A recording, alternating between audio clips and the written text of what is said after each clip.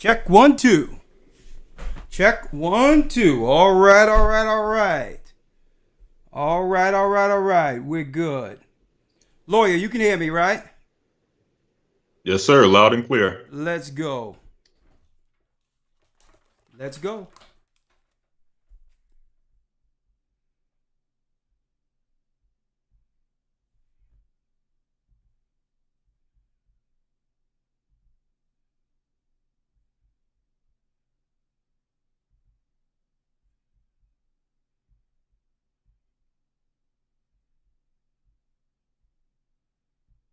I'll start it from now.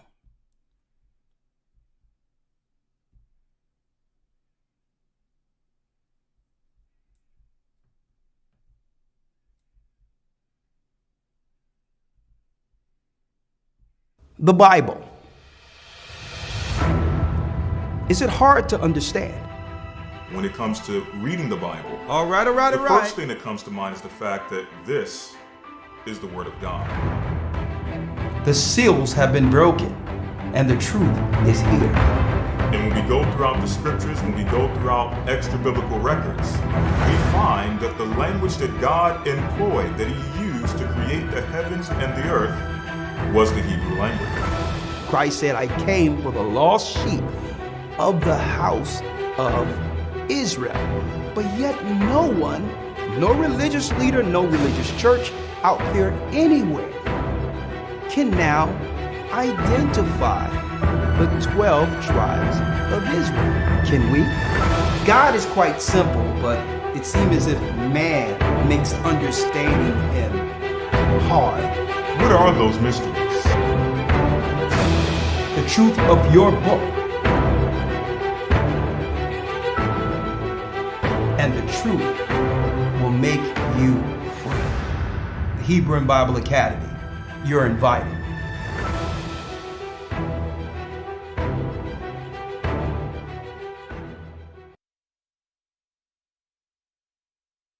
That's right, brothers and sisters, the Hebrew and Bible Academy, you are invited. I'm Elder Rick Harshar of the Gathering of Christ Church, here today in the midst of Hebrew and Bible Academy Week with a serious lesson and discussion this evening. You see the title. Oh, yeah. You see the title. From Japheth, China to Babylon. That's right. This is the Gathered of Christ Church. And you may hear something today or tonight that you've never understood. We never understood this to some degree. Okay. Why does it seem as if the Western world, America, the UK, and other areas, why does it seem as if right now these particular countries are getting inundated with Asians? Not just Asians, Chinese, East Indians.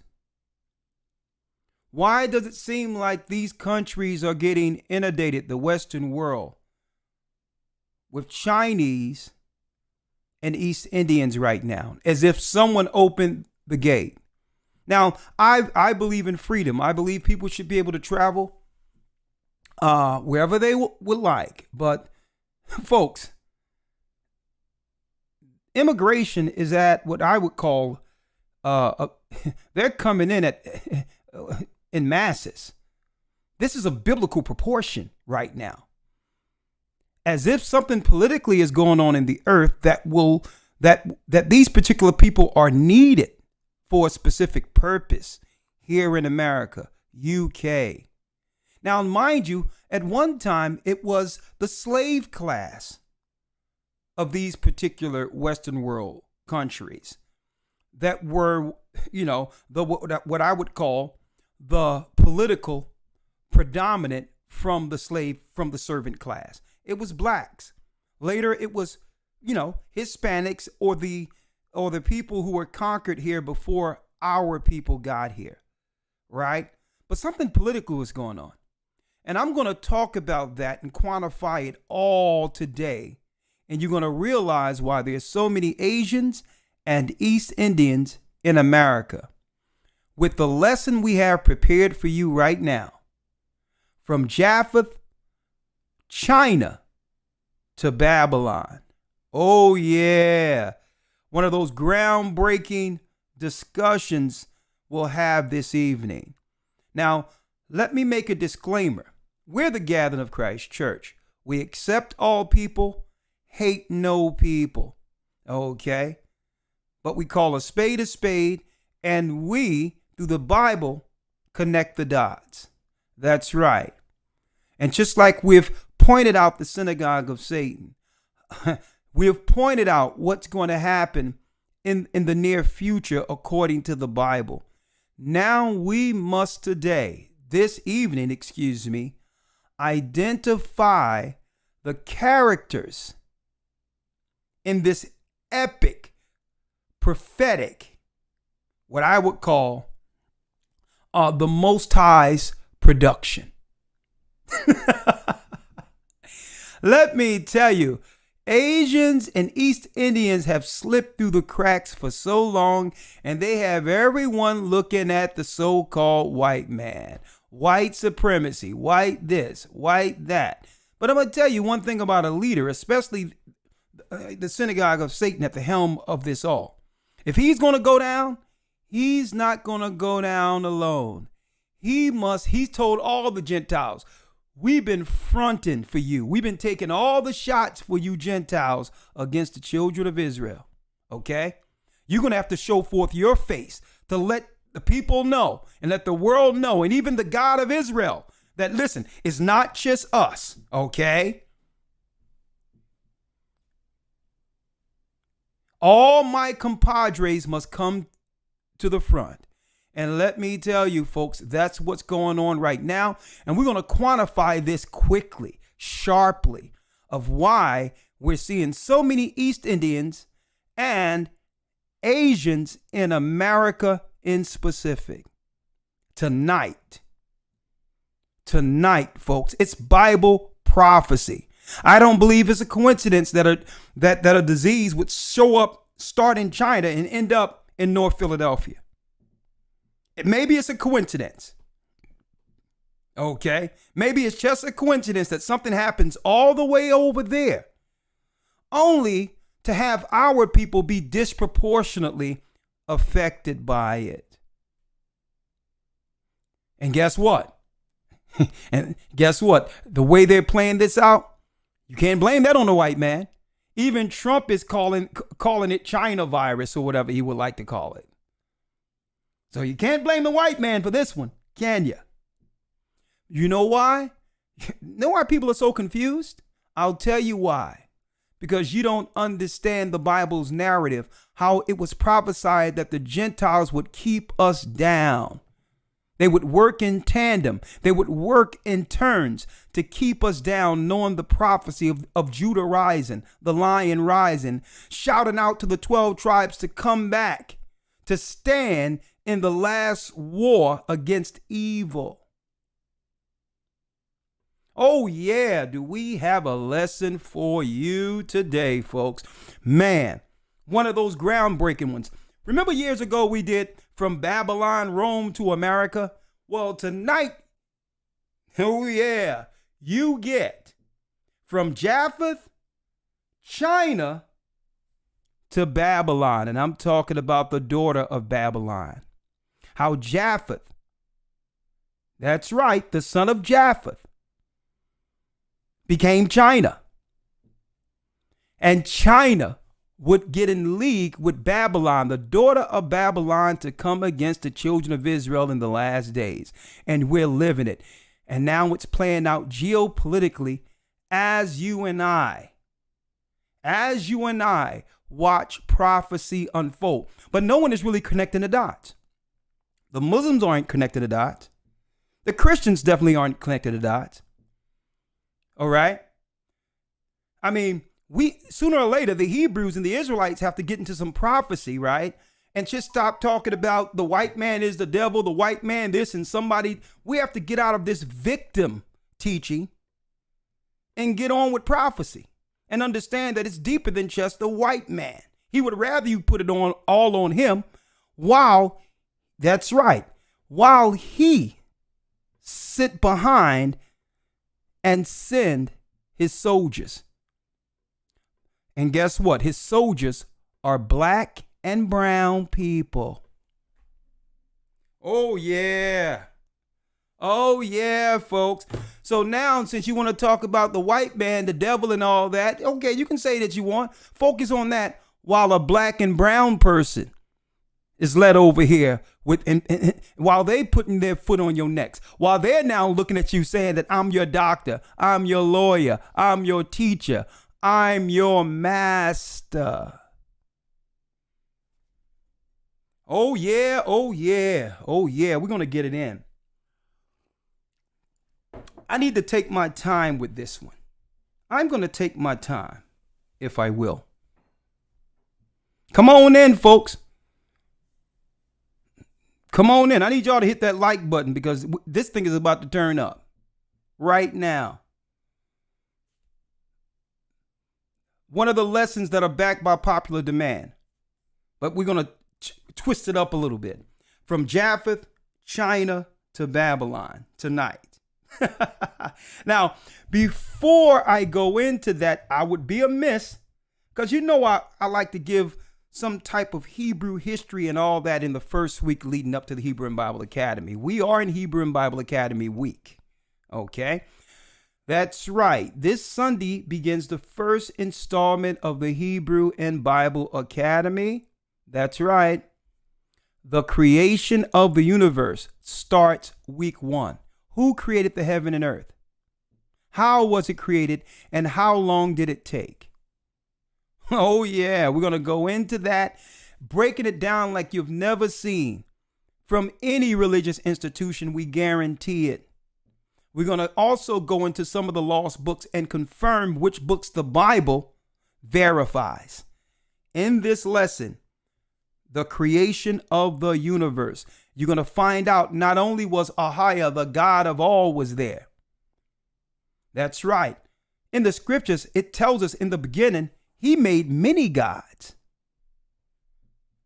It wasn't, he's the head God, but all the celestial were named gods or powers in the heavens before this realm was created. Okay. And the spirit that would one day be the Savior, Yeshua, who was prophesied in the heavenly tables, he was there with the Most High from the beginning, and I can prove it. It's going to be proven out of the Bible that he was with the Most High from the beginning. When the Most High made him out of himself, being the great I am, time began. This is why Christ says, I'm Alpha and Omega. That in of itself implies time. Beginning and end implies time. Okay. But the Most High, the great I am, Ahia, Ashar, Ahia, is not subjected to time or space. He always existed. Time is a matter.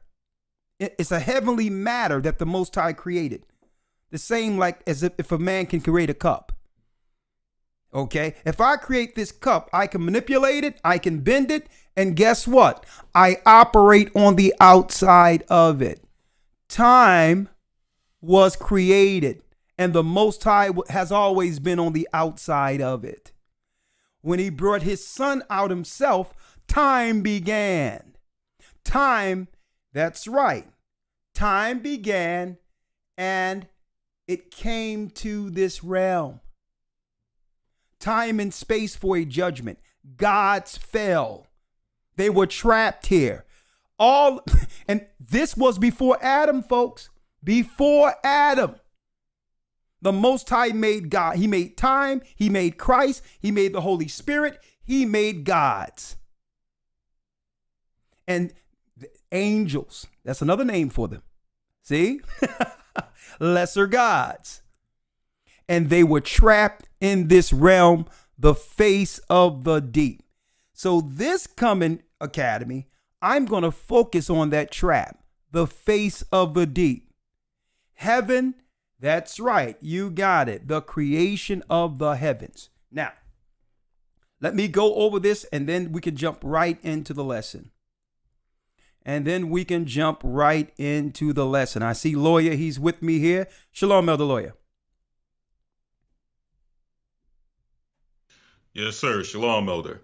Shalom to the family as well. Oh, yeah, I'm doing well. Bless you, young man. Let's go in. Hebrew and Bible Academy, starting August 28th. I know you're ready. Yes, sir. Absolutely. So let's go through it. History, the Hebrew and Bible Academy, right? Let's go. August 28th, 9 a.m. New York time. 5 brand new lessons. Go to historytimes.org. A new heaven and a new earth. The priesthood and mysteries of the Essenes. Brand new lesson. Who were the Essenes? You'll learn it here first. How the Essenes eventually would lay down the priesthood because it belonged to Melchizedek, king and priest, who is Christ. Melchizedek is not an individual more so than a title. Adam was the first Melchizedek. He held the law. The Most High gave him the law and dominion. He was king and priest. So people are backward when they think Melchizedek is one man that came down during Abraham's time. It's not one individual. It's a position. That position was split amongst the 12 tribes of Israel when the Most High made Judah king and Levi priest, only for him to join those two, that's right, titles together with his son. That was prophesied that he would come in the order of Melchizedek. That's an order. Noah, Shem, Abram. That order came down through the bloodline of the righteous, where Christ would unite those two again like it once was in the beginning. He would become the new Adam, the first Melchizedek. That and more will be broken down when I go into the priesthood of the Essenes. The fall of Judea, we will teach you, brothers and sisters, how our people were originally, that's right, the tribe of Judah, Benjamin, and Levi in the land of Judea before the Romans came to conquer our lands. Okay, when Vespasian and Titus, this is history. You Christians look this up. History. It was the Edomites who came against our country, our land, Judea. We fled into Africa running from Roman persecution. Okay, and that began the fall of kings, the Hebrews, the Israelites. Okay, and we're going to go into that, the fall of Judea. I'm going to have a lot of historical papers as well as university information that's hid in some of these universities concerning the same history, but yet these people refuse to teach this information in the universities. They deem us finding out that we're Hebrew or Israelites is a threat to their geopolitical structure. Next, who is the synagogue of Satan? One might ask. Oh yeah, we'll be going into that and more. And we have a special lesson on Daniel and its part in the end time prophecies. That's right, brothers and sisters. As you know, this is Elder Rakash Yar, myself, and Elder Lawyer. We want to see you, brothers and sisters, live in the Hebrew and Bible Academy. Get in now. We have the administration working around the clock. And please don't try to call me in the last minute if you didn't enroll, because I'm going to be studying and getting ready week 1 for the Academy this coming Sunday. historytimes.org. Okay, Elder Lawyer, I think we need to go in now. Yes, sir. Let's get started. We need to go in. Okay. We'll see you all there. historytimes.org. Okay. Right now, we have 1,500 people. That's enough. That is enough. That is enough. All right. So, Elder, let's go. All right. Brand new lesson from Japheth, China, to Babylon. Elder Lawyer, let's get the scripture real quick. Let's get the scripture of how Japheth made herself in the image of Babylon. China is baby Babylon. She have patterned herself after the wickedness that we all view and see here in America. Everything America created, that's right, China made a cheaper copy of. She's no originator, speaking of China. Okay, she's baby Babylon. Now, you have some people out there erroneously teaching that Moab and Ammon are the Chinese and the Japanese. Well, we'll straighten that out too tonight, okay? Just so that everyone can get on board with the modern day prophecy to why Asians are overrunning the Western world and are misplacing our people. They're replacing us in the ghettos. When Chinese and East Indians come into our areas, when they come into America, they're not taking over, folks, the rural areas. They're not taking over the suburbs, folks, even though a lot of them are filtering over there now. But the majority of the time when they come into the country through immigration, they're replacing our people. And I wonder what happened in the last couple of years that could allow something to happen where actually space would be available for them. I wonder what happened in the last few years that could have coincidentally made it where there was enough people to replace those who are no longer with us. But I digress.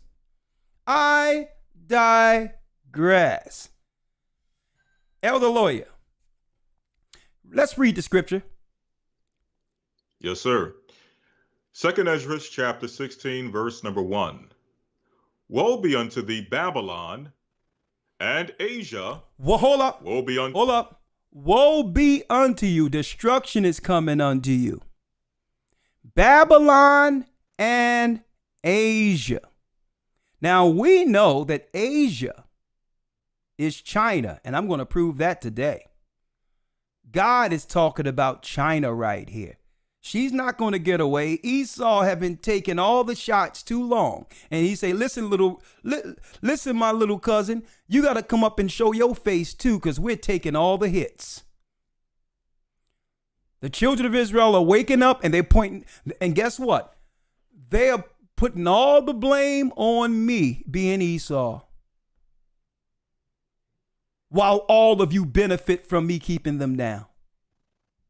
You're going to have to come into this war against the children of Israel with me. Frontal. Folks, this is a paid social attack against God's people. And that's why God says what?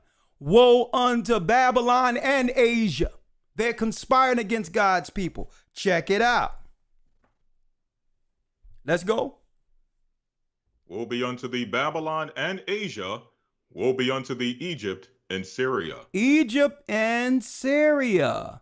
Because all of these countries, the Middle East and all these different areas that are now under attack, all conspired against us under Esau. Right? You would have thought a people such as us, our people have always been forgiven, loving all people. You would have thought by now that America, after chattel slavery, that our people would have been the first in line for everything outside of white people. You would have thought that, wouldn't you? I mean, the North American Indians should have been in line too. So the Mexicans. They shouldn't be at the end getting benefits. If we were the first conquered, should not we have been the one who benefit from the rise and the prosperity of Babylon or America? Shouldn't we have a place in the spoils? But it seems like you would have people come from Syria, Middle East, And they'll come into America and they'll have convenience stores with loans and grants for them. They would have they would have gas stations, and as if businesses are automatically doled out above the people whom this country was built on. How did every other nation leapfrog us? Is there a political discussion concerning us with them? You're going to find out tonight. Absolutely. Read. Come on. Yes, sir. Woe be unto thee, Babylon and Asia. Woe be unto thee, Egypt and Syria. Come on. Gird up yourselves with clothes of sack and hair. Bewail your children and be sorry, for your destruction is at hand. Your destruction is at hand. Thus saith the Lord of the Bible, God, Ahia, the God of the Hebrews. Judgment is coming. This is why these nations are panicking, aligning themselves together against us. This is why they politically, under the Rockefeller Foundation, that's right, folks, y'all didn't know this, under the Rockefeller Foundation, folks, they came up in a way in which they would turn our public schools into indoctrination centers, where it would be more so about teaching us how to become politically radical or altogether unintelligent, low IQ students. All of that was through the Rockefeller Foundation, where in the suburbs and other places, they would get a higher education opposed to the inner cities under Rockefeller. That was a plan. Why? Because we were becoming too intelligent and using the intelligence to free our people, like Malcolm, Martin.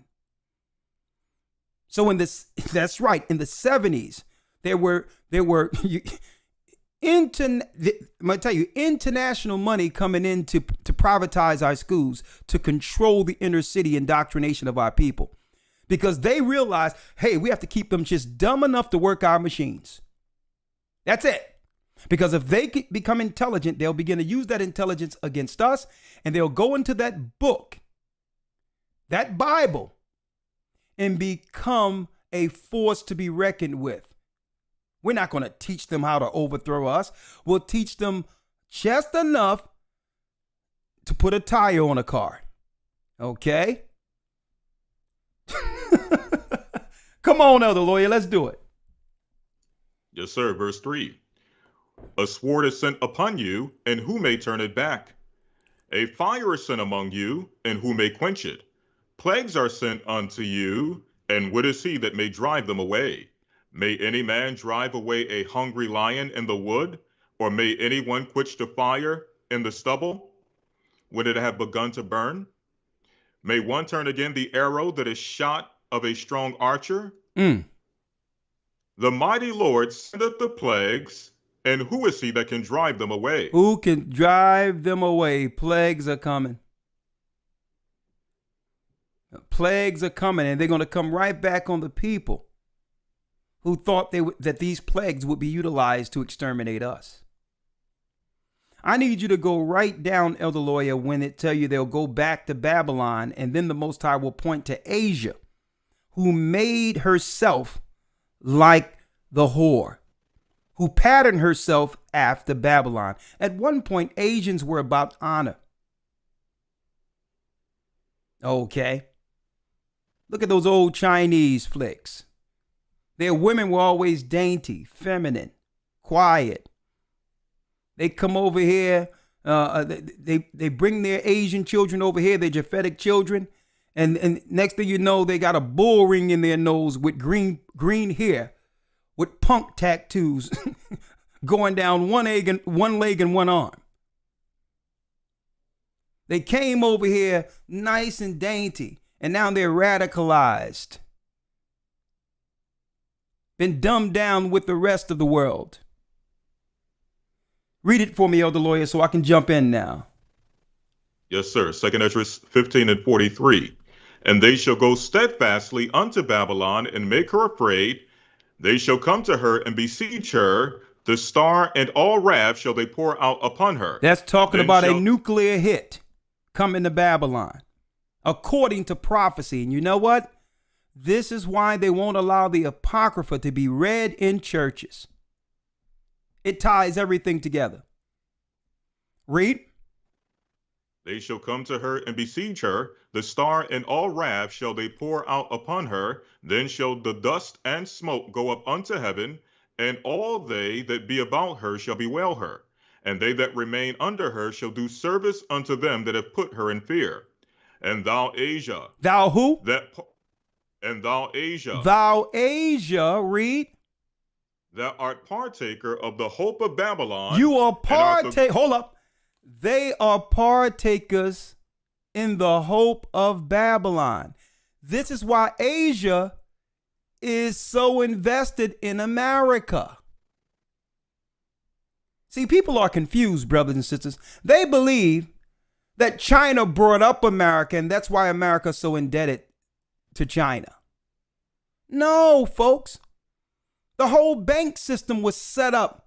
That's right, folks. Out of the 10 horns, under the Rothschilds, the Bank of England. It's really the first bank controlling everything, even China.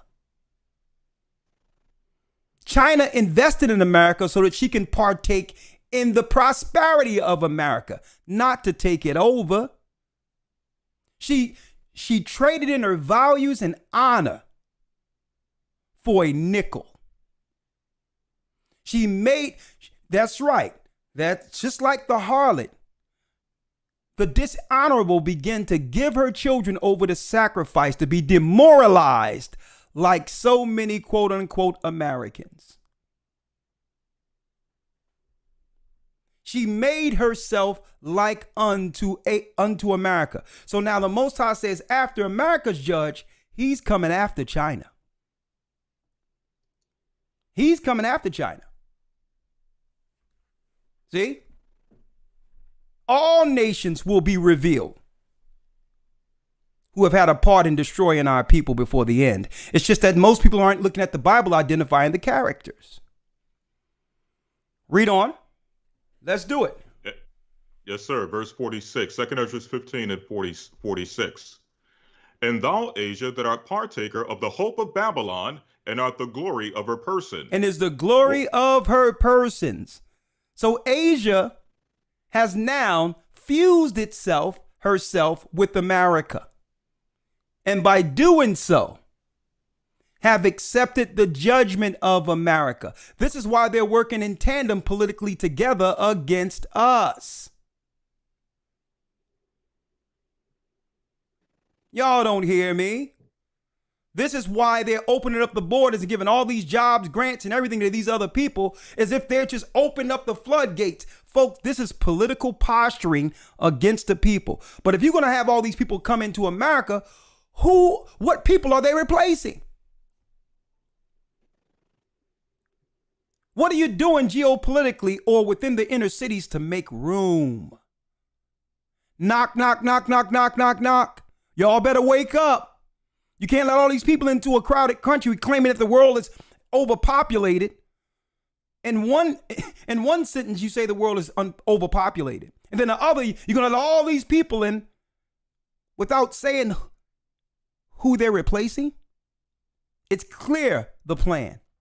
The plan started right after the election of 2019 going into 2020. That's when the plan began, and our people were bamboozled. Read it again, Elder Lawyer. Let's go.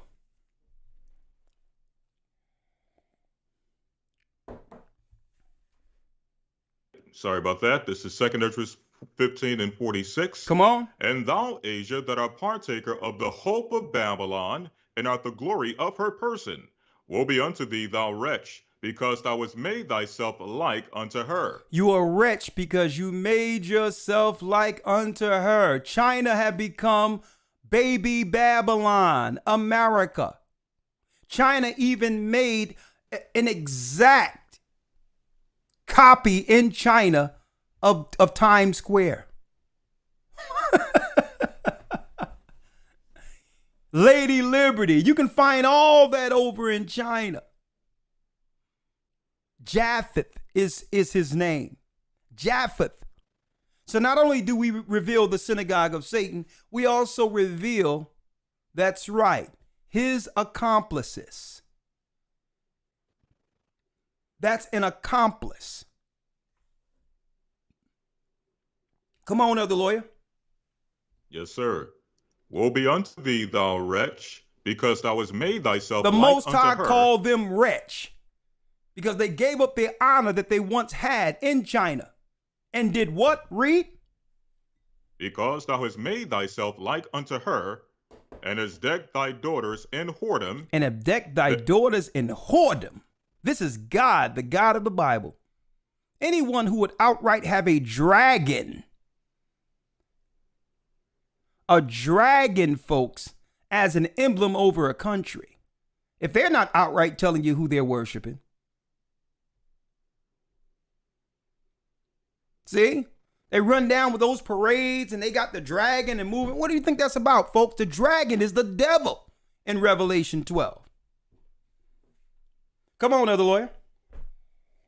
And hast decked thy daughters in whoredom, that they might please and glory in thy lovers, which have always desired to commit whoredom with thee. They always desired to come out of those little dainty traditional clothes and show what they really do behind closed doors.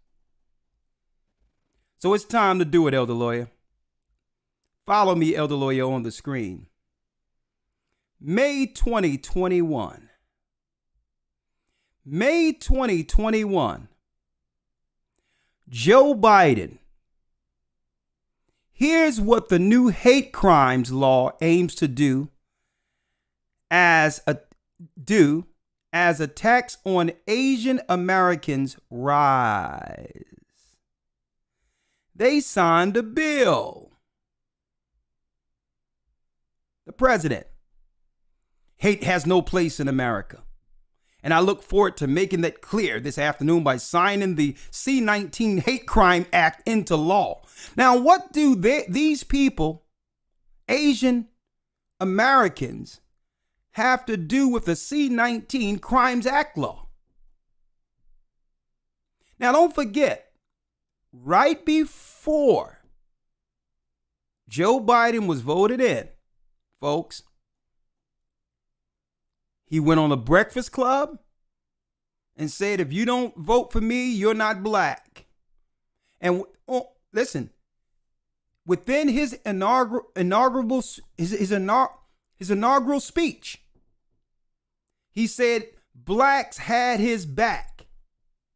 He wouldn't have won it unless blacks had his back. And he said, I will have your back. Speaking of our people, Judah, Benjamin, Levi, our people, the blacks in America. And no soon as he get in, he begins to sign an Asian bill. What you have to realize, folks, these are PACs, programs to finance something. They're really PACs to finance a societal replacement. How can you have a crime bill and not have no bill in America to protect the blacks who built the country? And then the face of those who they claim were attacking Asians were black people. Oh, look at this, Elder Lawyer. Joe Biden has an agenda. Hold up. Let me get more on this. More on this bill here. More on this bill, if we may. Let's talk about Kamala Harris. Here. Harris noted the work to combat racism doesn't end with signing of the bill. Here's the truth. Racism exists in America. Xenophobia exists in America. Anti-Semitism, Islamophobia, homophobia, transphobia, all exist.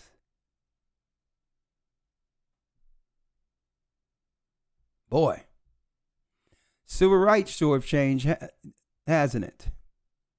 Civil rights has surely changed. Joe Biden's agenda for the Indian American community. Oh, yeah, the East Indians, not the natives. Oh, yeah. Senator Kamala Harris, whose mother immigrated from India to study and build a life in the United States. Our government will reflect the diversity of the United States, and Indian American voices will be included in shaping policies that impact their communities. Oh man, are they doing what they can for the Hindus? The Hindus, the Sikh, Muslim, the Jain, and others have been subjected to bullying and xenophobic attacks. It seems like they're doing everything to finance these particular people under hate crime bills. But yet they didn't go to the East Indians for Joe Biden's vote. That's a small constituency. They went to us. But there's a lot of bills for them, right? More. Congresswoman Grace Meng. Oh, here we go. Meng secure millions to help implement her Hate Crimes Act, recently signed into law by President Biden. I'm going to go straight to it here, so I don't have to read through all of this nonsense. I'm just going to type in million and see how many times this come up. What that say? Because you know they usually try to hide this so that our people can't see it. Let me blow this up. Community-based organizations are the heartbeat of our communities, said Congresswoman Meng. Yeah, since the beginning of the pandemic, here we go. They have been on the front lines standing against the rise in bigotry. Right? So it seems like something comes from China to affect us, only for these people to get grants and programs to be protected. Our people cannot get reparations or anything for our particular group, the foundational people who are here and built America. But they can come over and get a $30 million grant program while our people are roaming the streets with no homes, while they're threatening to put our people out of Section 8 and homes and cut off subsidies and programs. But they can get $30 million in a program right after Biden was voted in. At the same time, they tell Ice Cube that they'll talk to him after the election. Ice Cube, brother, they're talking to you right now. They're talking to you. They're doing exactly what you said they was going to do. That's right. Oh, yeah. Meng secures millions to help implement her. So if we get hate perpetrated on us, folks, that only comes with another a taser or a bully or a billy club or bullet. Money don't come behind hate against us. Okay? But when they claim, quote unquote, 2 or 3 Chinese people got hit randomly on the street, money comes with harassments on Chinese people. Okay? And then they'll come with something simple as a day's old for our people, like Elder Lawyer. They'll come with, well, we signed a no lynch bill. When the last time black people were lynched? And how much money came behind that was for our people, not black and brown people? When they say black and brown people, these people come first. The people who are getting incentivized to oppose our communities. There's more. The Biden administration is paying thousands to thousands of victims of anti-gay discrimination. We were discriminated against first.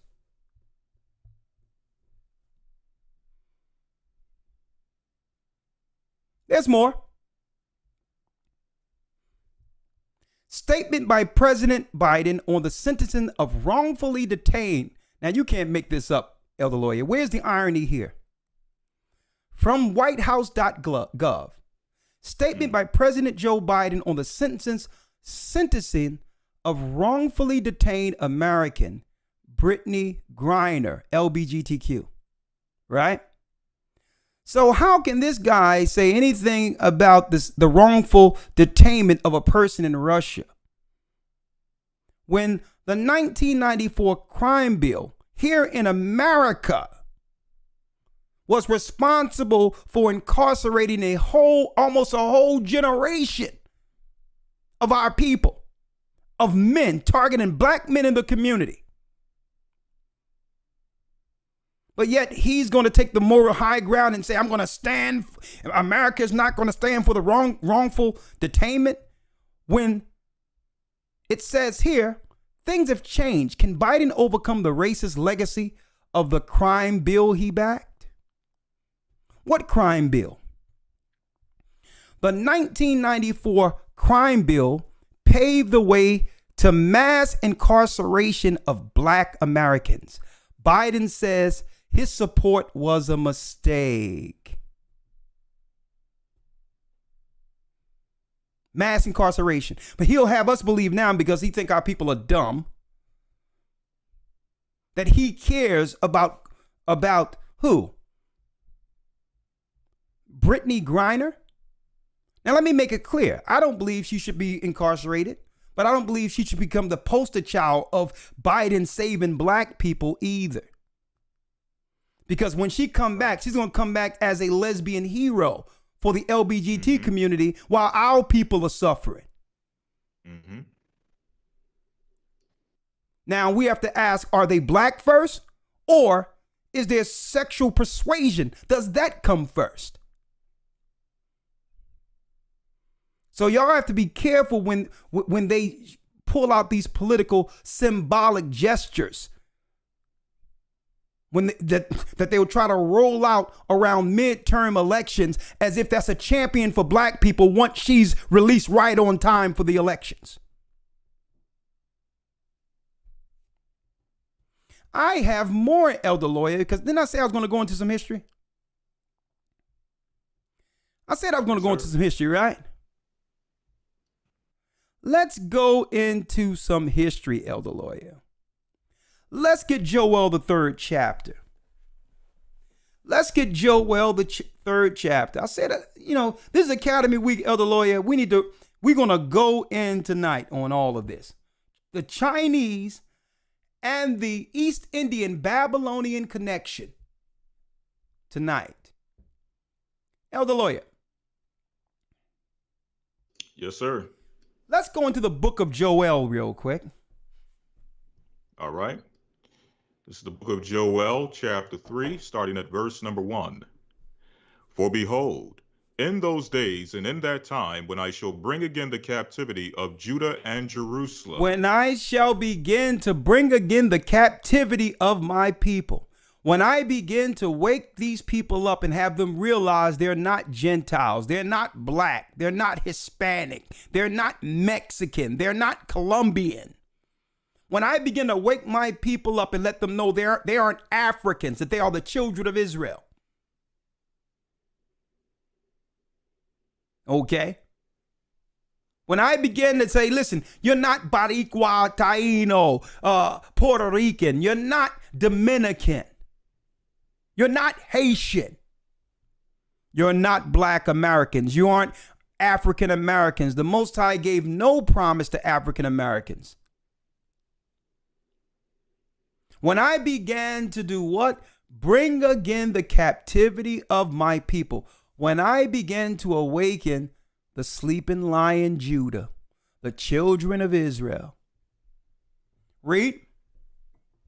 I will also gather all nations and will bring them down into the valley of Jehoshaphat. I will bring them down into the valley of Jehoshaphat, the Middle East.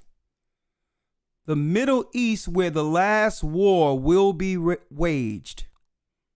The valley of Jehoshaphat. Come on, Elder Lawyer. And will plead with them there for my people and for my heritage Israel. I'm going to show you how he's going to plead. He's not going to say, please stop harming our people. Judgment is coming on those nations. See, China had to show her face. The East Indians, who are Hamites, had to show their face. They've been nickel and diming us the whole time. Coming in, siphoning the money out of our communities, only to do what? To send the money back to educate their children who would one day become our doctors and lawyers and all that, to leapfrog us with the final solution they're using now against us. Folks, the final solution, mental health, sicknesses. See, now they become the professionals who have leapfrogged us. And guess what, folks? I don't trust any of them people who have destroyed us since they began to come over and get titles from Esau. Esau know that everyone looking at him now, white supremacy, and you got Israelites on the street. Even when I came up in the early 90s, white man devil, even though I don't even deal with that stuff because it's about who can repent and come back on the right side to fight against the devil who's working for the devil. So the white man is saying, you can't blame me no more. The black and brown people got their foot on your neck. I'm just pulling the strings. Okay, so when you hear that word black and brown, that's code for Esau with his hand up their backside controlling them. Okay, so when you hear black and brown people, it's not talking about you. These are the people they came to finish the job they couldn't. See? Read. I will also gather all nations and will bring them down into the valley of Jehoshaphat and will plead with them there for my people and for my heritage Israel, whom they scattered among the nations and parted my land. Hold up. They scattered us amongst the nations and parted our land.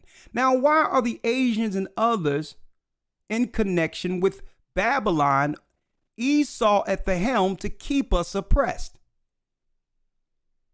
Folks, our people are dropping like flies, and it's not any coincidence at all. You're disproportionately sick. See? So we have to realize we have to really have some good health care for you. You know what I mean? Put in place for your particular neighborhoods because, you know, you're disproportionately health care for all. Obama. We have to make sure you get some health care. See? Hold that real quick, Elder Lawyer, because he says they parted their lands and began to come after us, right? They began to do certain things. Once our people went into captivity, all nations aligned themselves. So the Most High have them in the Middle East prepped for a judgment. They thought they were getting away, coming in our neighborhoods, setting up stores, siphoning the money out of the community, never helping the people in the community, only to embolden their own children socially against us, who would one day come over the borders and become politicians, senators, doctors, lawyers. Doctors.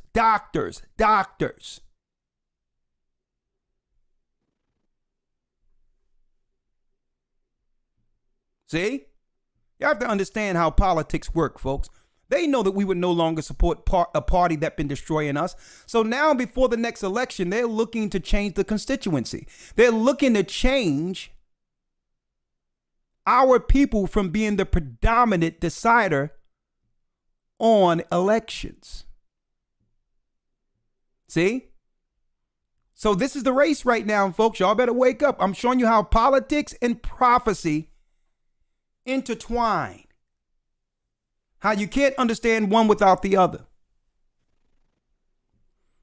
Crime bill, hate bill, come with money for all the people outside of those who really need it, our people. And it's strategic. They're purposely doing this to us, folks. So now God is going to bring a judgment because what? Our people are naive. Our people are trusting. Our people don't believe that these people can be so maniacal to plan our total destruction and even and all damn euthanization darn near. Read on. Yes, sir. Joel chapter 3, verse number 3. Come on. And they have cast lots for my people, and have given a boy for an harlot. They have given a boy, listen, they have given a boy for a harlot. That's talking about turning a little boy out. See what they're trying to do in schools today? The Most High is angry with this. And they've given a daughter for wine. This is why when girls come out of school, they made it easy for them to get OnlyFans so they can turn them to harlots coming straight out of high school, making our young daughters anonymously, folks, harlots. America have become one big brothel, one big harlot house, garden tool house. See? They did that on purpose, folks. I mean, what young girl coming out of school would choose college over making $100,000 within a year? If it start off with selling feet pics. See? Selling feet pics. Oh yeah. Oh, I'm just having conversation. Ain't nothing. Just boyfriend, girlfriend. It's not really anything. But the more you show, the more you get. And eventually, you're sucked all the way in to prawn. Unscramble the words. That's how it is. One big harlot house. And no soon as Kamala was voted in, she said she want to make it legal for streetwalkers. See, that's how they're going to help our people. See? If they're willing to sell themselves for harlots and become a part of the alphabet. Finish reading it, Elder Lawyer. Yes, sir. And they have cast lots for my people, and have given a boy for an harlot, and sold a girl for wine that they might drink. Come on. Yea. And hold what up. have ye to do with me? Hold up. Y'all doing a great job, brothers and sisters. I'm looking at a lot of people viewing, but I need y'all to hit that like button for me, please. Just real quick. If we can get 100 likes real quick so we can drive the traffic here, please. All right. Our channel is under a serious shadow ban. Right now, usually we have twice the amount of people that's in here now. They're trying to put us way in the dark. And the only way others will know we are broadcasting, the only way they'll know if you hit the like button so that the algorithm can change, please. Hit the like button for me, please. All right. Go ahead, Elder Lawyer. Yes, sir. Verse 4. Yea. And what have ye to do with me, O Tyre and Zidon? What have you to do with me, O Tyre and Zidon? It's talking about Esau in the Middle East. The Gentiles who have taken our land. What have you got to do with me, O Tyre and Zidon? Edom, who have taken over this land. What do you have to do with me, O Tyre and Zidon? Read. And all the coast of Palestine. Will you render me a recompense? And if you recompense me... Hold up, and all the what, Elder Lawyer? And all the coast of Palestine. And all the coast of Palestine. See that right here, folks? And all the coast of Palestine. Brothers and sisters, we were in Jerusalem. This is Judah right here. We lived here. And we sought to escape to go into Palestine over here We looked to escape, brothers and sisters, and they cut off the border so that we couldn't escape while Esau massacred us in 70 AD. So the Most High is bringing a judgment to these people too, over here in Palestine, speaking predominantly of, that's right, the Palestinians. The Palestinians. The Most High say there's a judgment on you too. Okay, we're not going to say free Palestine. We're going to say payback. We're going to emphasize you're under payback. You've been double crossed by Esau. He only used you to come against us, to block us off. Okay, and these areas too, Moab and Ammon. So, folks, I'm going to tell you this right now. When it says, what do you have to do with me, the people of Palestine? This land is being bombed and being taken. But that's not getting publicized in America. I'm getting news from outside. They're not talking about this on CNN and all that. Right now, they're being taken over, overran right now, according to a war we're reading in the Bible right now. Joel, the third chapter. This is how the Most High freed the children of Israel, by first allowing the enemies to fight against themselves. Come on, Elder Lawyer. Yes, sir. Will ye render me a recompense? And if you recompense me, swiftly and speedily will I return your recompense upon your own head. Come on.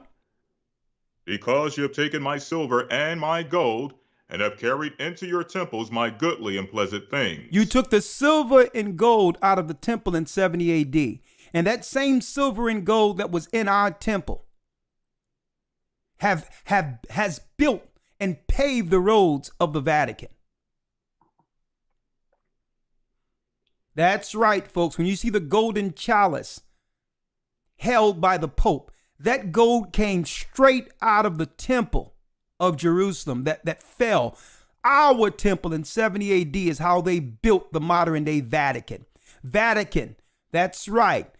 When you break down Vatican, that's the serpent's house. The serpent's house, the Vatican. Read on. Verse 6. The children also of Judah and the children of Jerusalem have ye sold unto the Grecians. Have they sold unto who? Unto the Grecians. They sold us unto the Grecians. It's our people that was sold to the other nations, folks. It was prophesied that we would be sold. So once we fell, the Gentiles began to celebrate and send gifts to one another to set up an economy that would redline our people, that would box us out. That's right. From being able to financially grandize ourselves politically and otherwise against our enemies. Once our people fell, God told us in the book of Revelation that the Gentiles begin to send gifts to one another. That's trade. Or what you have. Oh, you have frankincense, myrrh, anise. Oh, what you have, silk. Oh, what you have, grain. Let's all trade on a market and celebrate all the goodies and the spoils we have now with the children of Israel on the bottom as servants. We'll have them dig the mines. We'll have them pave the roads. We'll make anything they do criminal. So by default, they must serve and build our empire. And we'll call it a stock market. We'll call it a stock market, but it's really us trading on the backs of the children of God. Let's get it in Revelation, Elder Lawyer. Let's get it. Come on. You know, I told you I got some stuff tonight for you. From Japheth, China to Babylon. Let's go. And after y'all see this tonight, brothers and sisters, make sure you share this. Brothers and sisters, we're still about 300 likes down. Please help us out. Come on now. Let's go, Elder Lawyer. Let's read it. Yes, sir. Revelation 11, verse number 9. Come on. And they of the people, and kindreds, and tongues, and nations shall see their dead bodies 3 days and a half, and shall not suffer their dead bodies to be put in graves. Now, what does it mean that the Gentiles and the other nations will see our dead bodies but not put in graves? That means we're living, yet we're dead to our national origin. We're living beings, but have no idea that we're the real kings and queens of the earth. We're walking around like dead men with no identity, identifying ourselves with the names which were placed on us from our slave masters. See? See? So that's a dead man, because God never named you African American. That's a dead man. Black or Negro. God never named any of us that. That's a dead man. So we're living, but yet dead. If you have no name, no prophetic name, you are without purpose. There's no legacy to uphold. See? If you don't have a name, it's impossible to have a name without legacy, or legacy without name. So if they take the name away from you, you are a dead man. So the nations seen our dead bodies walking on the earth for 3.5 years, which breaks down to a time, and a dividing of times. That time period is from the time of our fall in Jerusalem to when Christ will return to save us out of the last, that's right, desolation. See? So we're walking around dead. We think because we have an education, we're smart, we this, that, the other, that we're in the know. Well, if you don't have an origin, an identity, there's no legacy to defend. That's a dead man. This is why every other nation take pride in saying, other people, they take pride in claiming that they're from Jerusalem. See? I'm the chosen people. See? They take pride. Why? Legacy is attached to it. But you are a dead man if you're not staking claim to it. See? And you notice these people out there that are in the Middle East are not claiming Africa at all. They could care less about Africa. Okay? They care less about it because there's no promise in the Bible for Africans. So they'll come up with some straight botched and put together archaeology so that our people can say the first bones in Africa, and then they'll come a few years later and say, well, I'm sorry, we found some older bones than that in Europe. So they let us run with, we the first black, without a name. You are a dead man. One thing about science, they can always switch it up. So they'll let you run with the fake information about the first bones being in Africa, so that you can now give their false history and archaeology what? Credibility. Oh yeah, the first bones. And then a white man gonna come a few years later and say, and black people, Egyptologists and all of them are not saying this. They came a few years later and say, yeah, we found some older bones than that near Asia and where white people was living in Asia Minor. So really the white man came first. So since you ran with the first one, run with this one. We like, we found the first bones in, oh, Europe? Okay. I thought a few years ago you said that we found them in Africa. A dead man. Read. Verse 10. And they that dwell upon the earth shall rejoice over them, and make merry, and shall send gifts one to another, because these two prophets tormented them that dwelt on the earth. So these two prophets, Israel and Judah, tormented them while we were on the earth. We gave them Hades before our fall. So once we fell, all the nations began to send gifts to one another and celebrate the fall of the children of God. And that's who we are, folks. And now I'm going to show you why there's pacts, bills, and all that given to Asian and East Indians. I'm about to show you right now. But before I do that, you have some Israelite groups out there teaching that Chinese people are Moab and Japanese people are Japheth. So I know we're not in the Hebrew and Bible Academy today, but let's first, Elder Lawyer, give a little geography lesson. Okay? A geography lesson. What we have here is a map. Okay? Now, this map is in the east, on the eastern side of the Mediterranean. It's in the east, okay, on the side of the Mediterranean Sea. As you can see here, let's make it clear, Ammon is right here, right next to Israel. Right next to Israel is Ammon. Right next to the kingdom of Judah, through the water here, is Moab. There's no history of Chinese people being from the Middle East next to Judah. Okay? There's no history of these people being Chinese people. You have some erroneous doctrine out there that are teaching because Moab and Ammon came out of incest, their children got slant eyes, which are Down syndrome, and by default, that's a mark of Chinese and Japanese. Let me tell you, anybody break down the Bible on some nonsense like that are just showing others how unlearned they are. Because by breaking that down, if you believe Moab and Ammon are Chinese and Japanese, you will err in future prophecy. You will err. Because when it talks about Moab and Ammon, you're going to think it's an entirely different race. And then you're letting the Chinese off because the Chinese are Japheth in the Bible.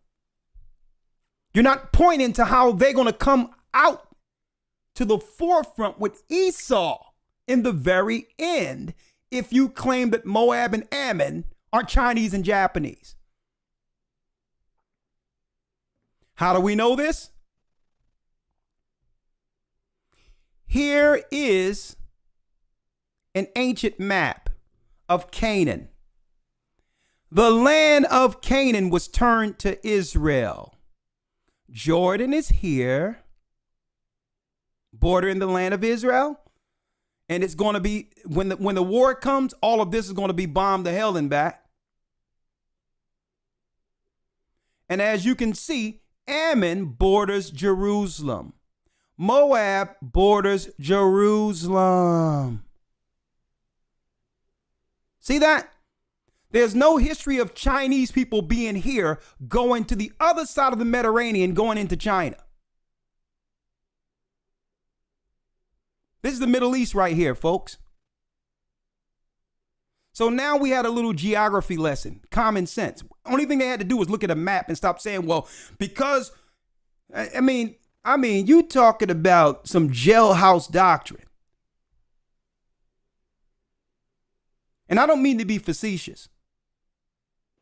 Oh, yeah, those slanted eyes came from them incesting with their father. I can see a guy in jail coming up with that right now. They had incest with their father and got Chinese eyes and slant eyes. Hey, look like Moab and Ammon to me.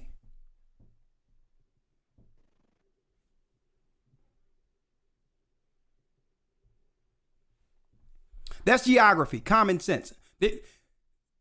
Japheth is on the other side of the Mediterranean, not here. Next. Y'all getting Hebrew and Bible Academy type stuff tonight. This is from the History of Arabs and Sudan, page 22, by H.A. McMichael, dealing with the genealogies of the sons of who? The sons of Noah. It's highlighted right here for you. Now, The other nations understand this, folks. Guess what, folks? This information is actually amongst the Gentiles' annals. Elder Lawyer, I need you to read verse 11 from page 22 of History of the Arabs and the Sudan on page 22 by H.A. McMichael. Can you read that for me? And I'm going to use the pointer here. We're in school right now. I'm going to use the pointer to prove who the Japhetic people are. We're going to school. A mini Hebrew and Bible Academy, since we're in Hebrew and Bible Academy week, right? A little mini Hebrew and Bible Academy for you. Elder Lawyer, I need you to read that for me. That's the 13th verse. No, that's the 53rd verse, right? Yes, sir. The 53rd verse. The 53rd verse. And that comes from, write it down. Here's the records, folks. We've done the research for you. All you Israelite groups and others are saying that Moab and Ammon are Chinese and Japanese. Stop it. You're messing up prophecy by doing that. You got people looking the wrong way, while the real Japhetic people are Asians, are attacking us according to prophecy right now. Now, if you go out on the street, you can now give them prophecies concerning God coming against them in the book of Esdras for them making themselves, that's right, like the Asians. Like Babylon. And we're going to show you how they're Japheth. Elder Lawyer, read that for me now. Yes, sir. It says here, and Ham begot Elhind and Elsind and the Nuba and the Quran and all the blacks. Come on. And Japheth begot the Turks and the Chinese. Hold up. And Japheth, which is Japheth, begot who? Begot the Turks and the Chinese. Begot the Turks and the Chinese. Now, after the wars of Esau against the old Turks, the Turks now are Edomites. But the original Turks in the land, and that's right, they were Asian at first before Alexander's generals began the war in these particular territories. Japheth, which is Japheth right here, Japheth begot who? Begot the Turks and the Chinese. Begot the Turks and the Chinese. What I'm going to do for y'all right now, because in the Hebrew and Bible Academy, we come with the sources, okay? I'm going to type it in here right now. And we got more history books, but get in the academy and you'll get them. History of Arabs, let me get it, of Arabs by H.A. McMichael. Right there for you. History of the Arabs by H.A. McMichael. And folks, these records they got were Arabic records. That even the Arabs know that the Chinese people are from the sons of Japheth. Now, you can't hide from the Most High. You cannot hide from the Most High, folks. They tried to. Oh, yeah. Oh, yeah. We got y'all. This is why they're shining these crime bills to try to protect Asia, because Asia is now coming in the forefront. They've always been attacking us along with Esau quietly. And Esau is saying he's not taking all of the PR shots, the negative PR shots anymore, when what he's been doing against us has benefited all his accomplices. So China and Asia said, we'll finish the work for you. That's why Biden came in with Kamala, whose mother is East Indian, and duped us into believing it was something about a black woman. When all the black women who are naturally born foundational here, they couldn't find one black woman to be vice president if that's the symbolism they wanted. They couldn't find a black woman who's educated, a foundational black woman who came from chattel slavery. Why would they have to find an East Indian connection? Because that's who they were looking to fund against our people. I have more, Elder Lawyer. Here it is. Hey, you know, that's why it took us so long to come on. I'm getting these stuff together. Oh, yeah, folks. Oh, yeah. We're not messing around tonight. We're going to show you the Babylon connection from Japheth, China to Babylon.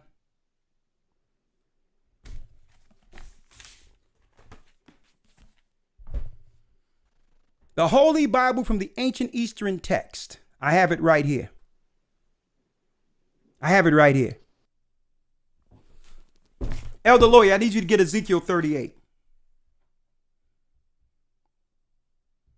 Ezekiel 38 for me, Elder Lawyer.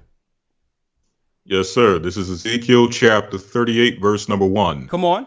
The word of the Lord came unto me, saying, Now, hold Son up, of man. Elder Lawyer, before you go there, I'm sorry. I know there's a delay here because I'm trying to cram it all in. Be patient with me, y'all. I'm going to pull up Eastward here because I need them to see this with their own eyes. Let's pull up Eastward. Boom. Right there for you. Let's pull up Eastward.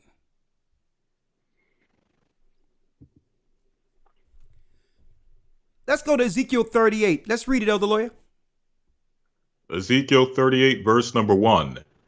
The word of the Lord came unto me, saying, Son of man, set thy face against Gog, the land of Magog, the chief prince of Meshach and Tubal, and prophesy against him, and say... And prophesy against him, and say...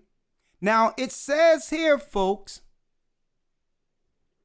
the prince of Meshach and Tubal. When you go into Genesis, when you go into the 10th chapter and the chapters that before Babylon, these children are the children of Japheth. Of Japheth, not Moab, not Ammon. Read. It says, prophesy against him and say, Thus saith the Lord God, Behold, I am against thee, O Gog, the chief prince of Meshach and Tubal, and I will turn thee back and put hooks into thy jaws. Hold up, Elder Lawyer. Matter of fact, hold on, Lawyer. This is what I'm going to do here. I got to bring you in over here, too. This is what I'm going to do. Elder Lawyer, I'm going to have you snap up in here with me. Hold on. You're going to come up. Hold on. Window.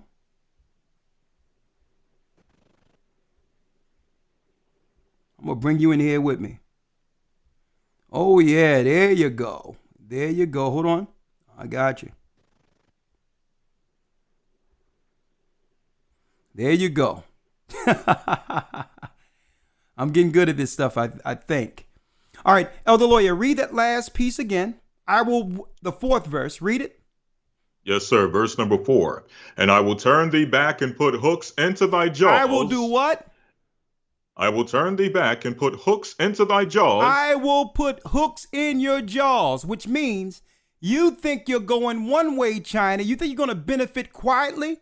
I'm going to put hook in your jaws and bring you into the valley of Jehoshaphat. You're going to show your face. You're coming into this war. It's not just Esau. You're coming too. And that's why Chinese people are now in Africa. That's why the borders are opening and they're in their communities, because for so long they was hitting and hiding their hands while the white man was taking all the blame. So the Most High did what? He put hook in his jaws. This don't have nothing to do with Russia. Russians are Edomites. The Christian right would tell you this is Russia. Russia is in league with America. Okay? Under the 10 horns. Controlled by the 10 horns. It's just like Democrat and Republican. It says, I will turn thee back and put hooks into your jaws. Read. And I will bring thee forth in all thy army, horses and horsemen, and all of them clothed with all sorts of armor, even a great company with bucklers and shields, all of them handling swords. So they're coming in the war with the Persians, Ethiopians, Libyans. This is now the Asians coming to the Middle East. So they didn't start in the Middle East. The Most High put hooks in their jaws to bring them into the final war that's impending now. Y'all don't hear me. This is groundbreaking tonight. This is groundbreaking. Why? Let me show y'all something, folks. Let me show you something. Let me show it to you. Let me put it back here. Let me show you something now. Here is the same book I'm holding before you, Ezekiel 38. Ezekiel 38. I took a picture of it out of this particular book before you. The Holy Bible, the Eastern text, where it goes into the words that were there initially in the ancient translations. Same chapter and verse, Elder Lawyer. I'm going to read this one. Let me do the honors. Let me do the honors here. Ezekiel 38, and you can parallel this with your King James Version.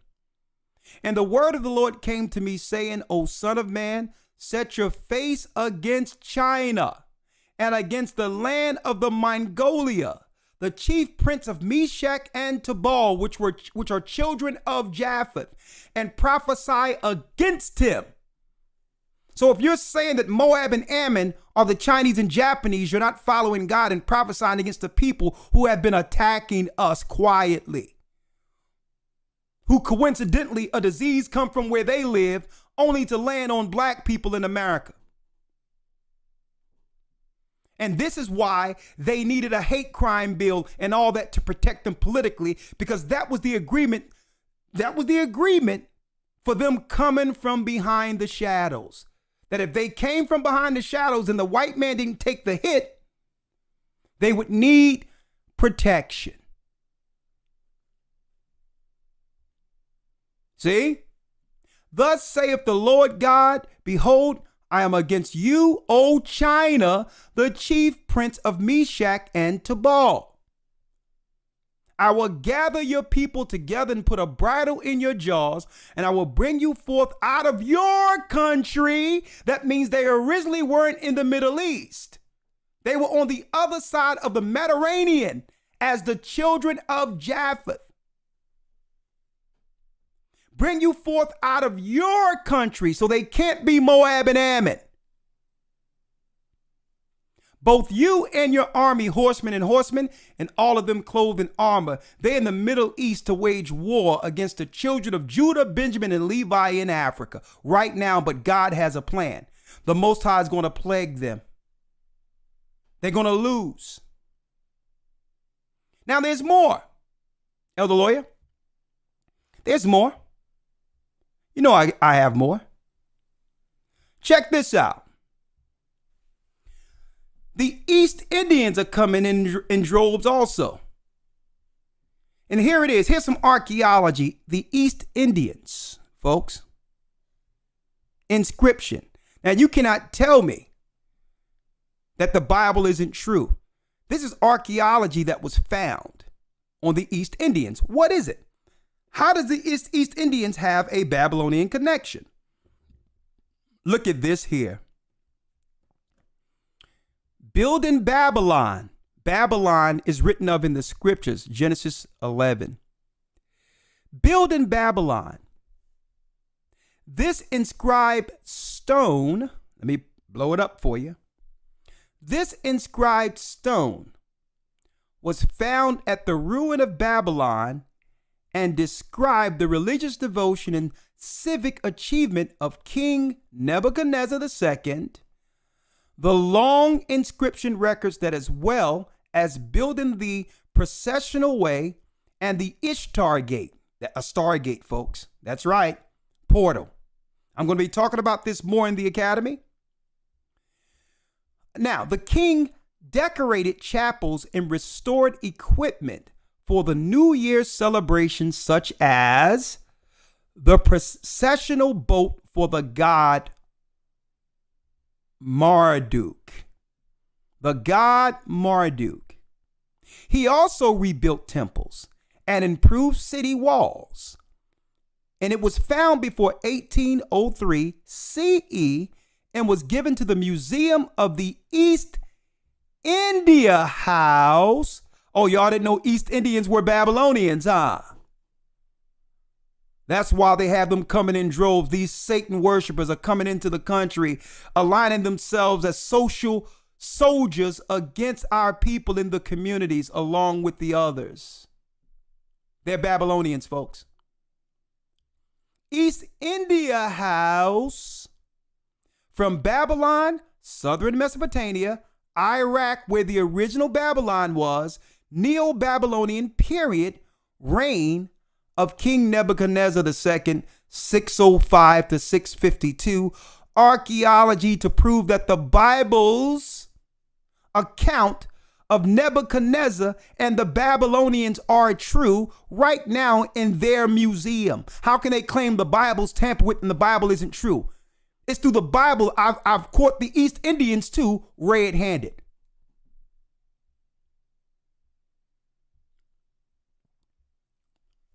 The ancient Babylonian deity Marduk, which is west, that's right, East Indians, folks, was associated with the planet Mars and was the origin of the legends and lore of that planet, as well as many later gods and heroes. Marduk originated as the apotheosis of the biblical Nimrod, who built the tower. East Indians are Cushites connected to Nimrod, who was against God in the beginning, folks. In the beginning. So in order for Esau to suppress our people, he had to go back to the original Satan worshipers in East India who opposed our God in the past. Hence the reason Asians and East Indians are incentivized and have leapfrogged us as the black and brown people. They're being incentivized to come against our people. And guess what? White people aren't giving up their space. So our people must be moved out of the way somehow to make room for these people. This is a social war, a social takedown of our people using the systems in place. And it started right after the election. Folks, you can't find, let me tell you, you cannot find information like this anywhere, folks. We've just connected Chinese people, Japhetic people, Chinese people, and we've connected them all to Babylon tonight. Why? Elder Lawyer, let's get, come on, let's go. Elder Lawyer, let's get Romans 11 real quick. And I have more history. Folks, get in the academy. HistoryTimes.org. We've just showed you why, that's right. We've just shown you why Joe Biden signed and gave money to Asians, over 30 million with a Asian crime bill. Why do they need protection when our people are suffering in America?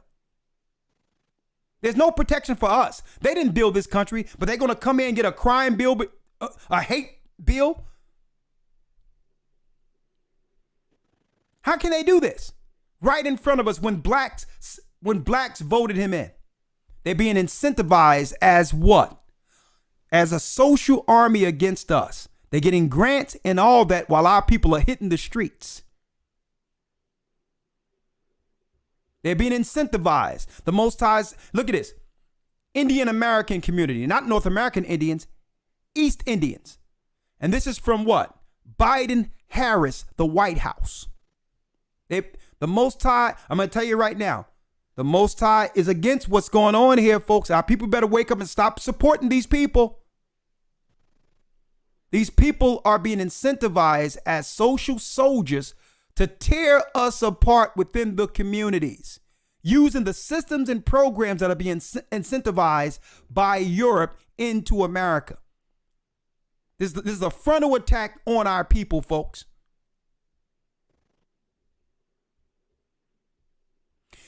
Ming secures millions to help implement her hate crimes. Who's Ming? There she go right there. How much did she get? Millions. How much she get? $30 million grant Joe Biden gave to them during the COVID thing, during COVID-19. Nothing for our people. Zero. I'm going to tell you right now, these people are incentivizing. This is an army being sent against our people without military gear on. You have to understand how war has always been waged on every front. And the best front is to be able to destroy and kill a people without shooting one bullet. You got to know who's working together. These people are being incentivized. Elder Lawyer, let's read Romans 11 and then we'll open it up with the calls. Yes, sir. Romans 11, verse number 1. Come on. I say then, have God cast away his people? God forbid. So here's a question. Did God cast away his people and get a new people? No. No, they lied in the Christian church and told you that God gave us a chance in the Old Testament, but because we rejected him, now the Gentiles are his people. That's a straight lie. Even Paul says, have God cast away his people? God forbid. No, we're still here. We're just walking around like the valley of the dry dead, like the valley of the dry bones with our heads stuck in the sand. And even if our people will not accept that we are in fact the true children of Israel, the Gentiles don't care. They're going to destroy you, and they're going to destroy you because you are an Israelite, to stop you from ever finding out because you are an Israelite. So you can stick your head in the sand and try to fight against it. Oh man, no, I'm a Gentile. Oh, it doesn't matter. You can think that if you want. Our people would be better off embracing who they are to understand the prophetic war that has always been waged against us. Because if you know you're an Israelite, you can actually go into the Bible and see the enemies who would politically construct things or I would say outright systems against your children. You would understand the enemy who have aligned themselves together to attack us. But if you don't know you're Israel, you don't know you're under attack. See?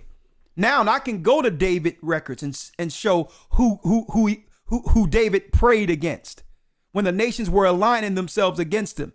And the Most High said, that stand him up and allow his armies to stand, with straight valor against the Gentile armies. And then the Bible begins to name them one by one.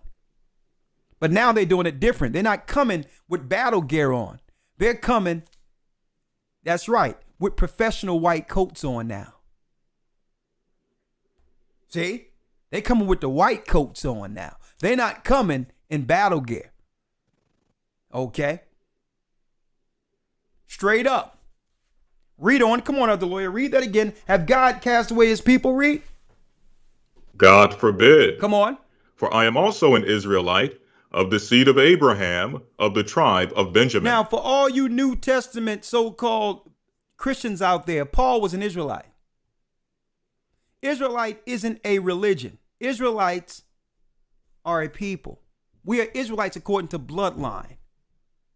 And we don't need no stinking DNA test to prove that. Okay? We were the Israelites before there was any such thing as DNA tests. Read it again. I say then, have God cast away his people? God forbid. For I am also an Israelite of the seed of Abraham, of the tribe of Benjamin. Read. God have not cast away his people which he foreknew. The Most High have not cast away his people that which he foreknew in the Old Testament. We were existing during Paul's time, and we're still here. Okay? We're not Israelites according to some ideology. Being an Israelite doesn't mean you hate other people. That's stupid in of itself for people to think that. There's hateful and evil people throughout all races of people. Okay? Okay? All Germans aren't Nazis. So when you hear Israelites, don't buy that negative connotation that's attached to it. Israelites are a people. Christ was an Israelite, a good man. So stop trying to buy the mainstream media's evil narrative that they're trying to shape Israelites as another hate group compared to some low-level KKK group. That's downplaying who you are as a people. Okay? Don't try to you have to deal with Israelites politically on the level I'm showing you right here. To understand things from a geopolitical standpoint. Not on some, I hate the white man hate me. I got a white sheet on. I'm a black Israelite. No, that's straight clown play. That's the level they would like you to accept it an Israelite. We need to accept an Israelite according to Christ's level. Paul says, listen, Israelites didn't go anywhere. We've always been here. We're the Israelites who taught you Gentiles who didn't know any better. All of the disciples were black men. The first churches were black people until the Romans came and destroyed us in 70 AD. So how can you come and replace black people and then say, well, yeah, the Israelites are done away with, except us? What type of God would do away with his own people? Would have no mercy on his own people? To only give mercy to the Gentiles who have always defied him. How does that even look? How can he have mercy on Gentile people, non-Israelites who don't accept him and are heathens and doing wicked and evil things, and not have mercy to accept his own people? It doesn't even make common sense. Romans 11:11 for me real quick. Yes, sir. Verse number 11. Read it. I say then, have God stumbled that they have they stumbled that they should fall? So God forbid. Paul is talking about Israelites here. Have Israelites stumbled that they should fall? God forbid. Israelites weren't made to stay down under the Gentiles forever. And the Gentiles always knew this, folks. They always known that they couldn't keep the lie going forever. They just needed a system in place to oppose us once the awakening would begin. So they didn't call it the awakening of Israelites according to the Bible because the Gentiles speak in code. Okay? They called it, and we didn't even recognize it. They called it the age of Aquarius. They didn't call it an awakening according to the Bible, but it was code amongst the Gentiles when they started talking about the age of Aquarius. It was code to these slaves are waking up. They know they're Israelites now. We must progress our destruction upon them and press upon them and get rid of them before they figure us out, before they turn on us. They're communicating with their God, the God who freed them out of Egypt. We need to align ourselves together and come together under immigration and stomp them out before God gives them power on earth to put us underfoot. That's what we're seeing geopolitically. They will never give us anything because they know that what? Money is a defense. How would they fund their enemies to oppose them? So I'm not putting up those things about Biden supporting China and all that to say, please give us some crumbs, if anything, reparations. I'm just using that for an example, folks, to show you how they never thought to help us. Because why would you incentivize the people you're trying to destroy? And it's time for our people to get out of this politics stuff and get behind our God and not behind these elected officials who are planning to utterly destroy us. Read it again, Elder Lawyer. Come on. Yes, sir. Romans 11, verse number 11. I say then, have they stumbled that they should fall? God forbid. No. But rather through their fall, salvation has come unto the Gentiles to provoke them to jealousy. Because of our fall, salvation came to the Gentiles to provoke our people to jealousy. Now, how did salvation come to the Gentiles? Christian churches are breaking this down incorrectly. They're claiming that because we fell, the Gentiles are accepted as God's people equally. Paul never said that. In the next verse, it tells us what the Gentiles received, what they received, which would make Israelites who are suffering in captivity jealous. In the next verse, it tells us what that salvation was for those Gentiles. Read it. Verse 12. Now with the fall of them be the riches of the world. Be the what? Be the riches of the world. The whole world of Gentiles became rich through Israelites falling. Salvation is riches and power. Through our fall, they got rich. How do you get rich? Now that the Israelites has fallen, we can build our empires on free labor. We can build our alliances and build our stock market on free labor. Folks, people have been using this Bible all wrong. You can quantify everything geopolitically if you understand the Bible literally. Salvation don't mean they're saved equally. It means that they got an opportunity for rulership by becoming rich. How will they become rich? Because we have the Spirit of God, the former of all things. They would use us to build their empires. We would build their culture. We would make music. We would build their roads. See? And we would create a culture of entertainment. Folks, if America didn't have the children of Israel in captivity, it would be Russia. We're the flavor for this world. We're the salt of this world. Okay? It's through our fall that they got popular. They look at what we do and steal it. And financially grandize themselves on us just like Egypt did. Egypt wasn't nothing before we got there. Through our fall, read. It says, through their fall, salvation is come unto the Gentiles, for to provoke them to jealousy. Read. Now, if the fall of them be the riches of the world, if the and the fall diminishing of them be the riches of the world, and as our people lose and diminish, read.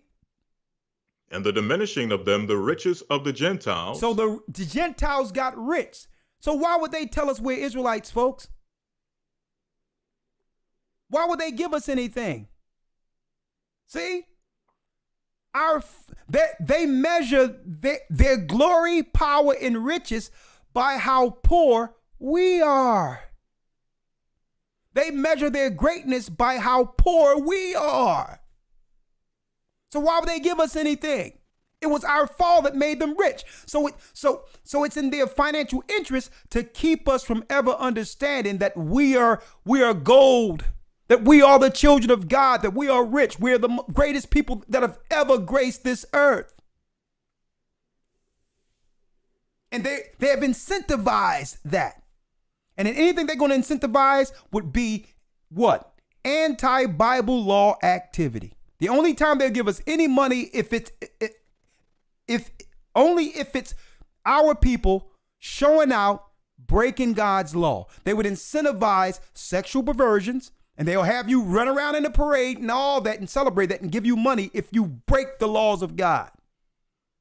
Swan sandwiches, pagan holidays. The only time they're going to celebrate our people if we're sinning, sagging pants, operating as city girls. That's the only time they're going to give us anything if we're showing a public mockery against the heavens.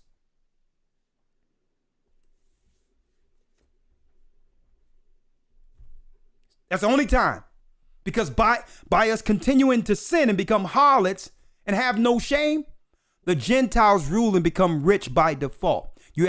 So that we can have dumb children without legacy to be used as servants for Gentiles. See? Come on, other lawyer, let's read on. Yes, sir. Verse 12.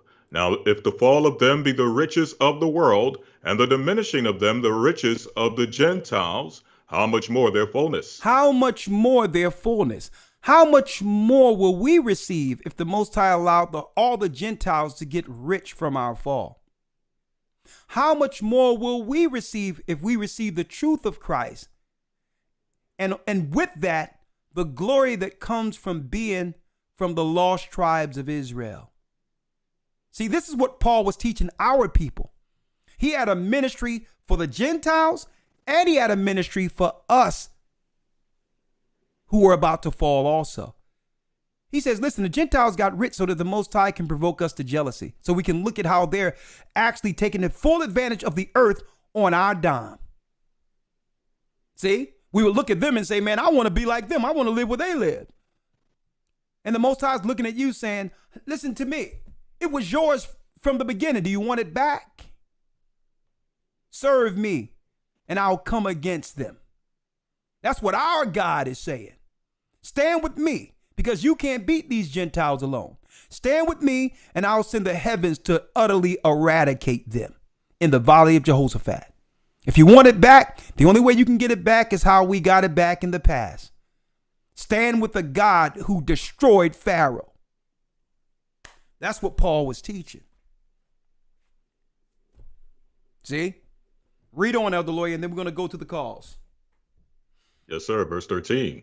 For I speak to you Gentiles, and as much as I am the apostle of the Gentiles, I magnify mine office. Now Paul is speaking to you Gentiles, knowing that the Israelites are going to fall, and you people were going to receive all of our records and our riches, while our people walk this earth like dead men with no identity. So Paul knew that our people were going into captivity. Even Christ said it. So now Paul is warning you Gentiles now. Read. 14. If by any means I may provoke to emulation them which are my flesh, and might save some of them. So now he's teaching Gentiles not that the Gentiles can solely be saved. He's teaching the Gentiles to provoke his own people to emulation so they can be saved. He was teaching the Gentiles to save Israelites. Why aren't the Christians teaching that? See? Because what? It contradicts their straight false replacement doctrine. Straight out. Read on. For if the casting away of them be the reconciling of the world, what shall the receiving of them be but life from the dead? It's going to be like what? Like life from the dead. Exactly. And their dead bodies shall lie in the street 3.5 days and will not suffer their body to be put in graves. It's going to, when our people find out we're Israelites, it's going to be, folks, like the dead come into life. The valley of the dry bones come into life. And this is the time that the Satanists and the evildoers have been politically setting the earth for. They knew one time at the very end that we would awaken and understand that these people have always opposed our forefathers. So they had to have a system in place to destroy us once we began to understand in numbers who we truly are. Read on. For if the casting away of them be the reconciling of the world, what shall the receiving of them be but life from the dead? Come on. For if the first fruit be holy, the lump also is holy. Come And on. if the root be holy, so are the branches. If the root be holy, so are the branches. There was 12 branches that came out of the 12 tribes of Israel, and we're from those branches.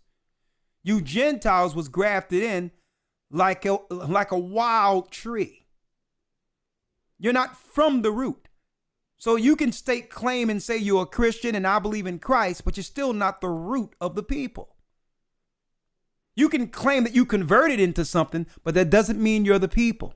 And if you're going to be converted into our root, you should appreciate the root, the tree.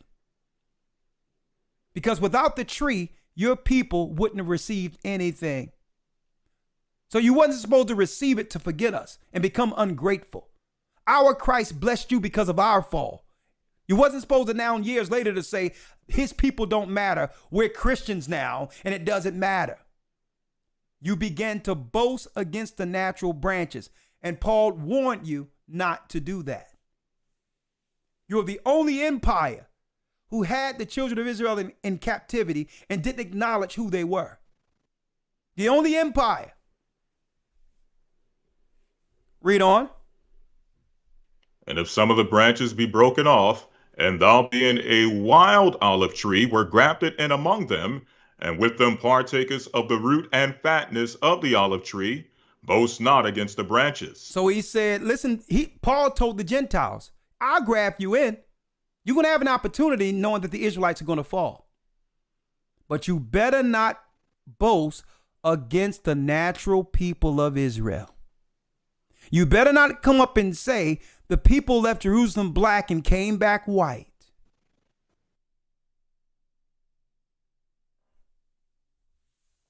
You better not say that. That's boasting. You better not have a white man as an actor parting the Red Sea when you know that was a black man. That's boasting.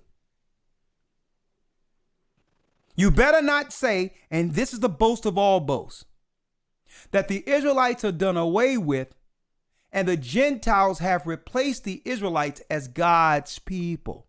That's the boast that Paul is talking about above them all. Let's hear it.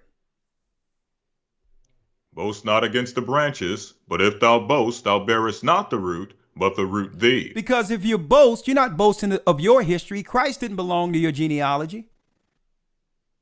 Abraham, Isaac, Jacob, Noah, Shem, the prophets, they're not related to you. So you're not going to be boasting about your genealogy. You're boasting our genealogy. And that's why Paul said, what? Read it again. Boast not against the branches. You better but not if thou boast. boast, If they boast, come on. But if thou boast, thou bearest not the root, but the root thee. Because if you boast, you bear not the root, but the root thee. You're still celebrating their history every time you open the Bible.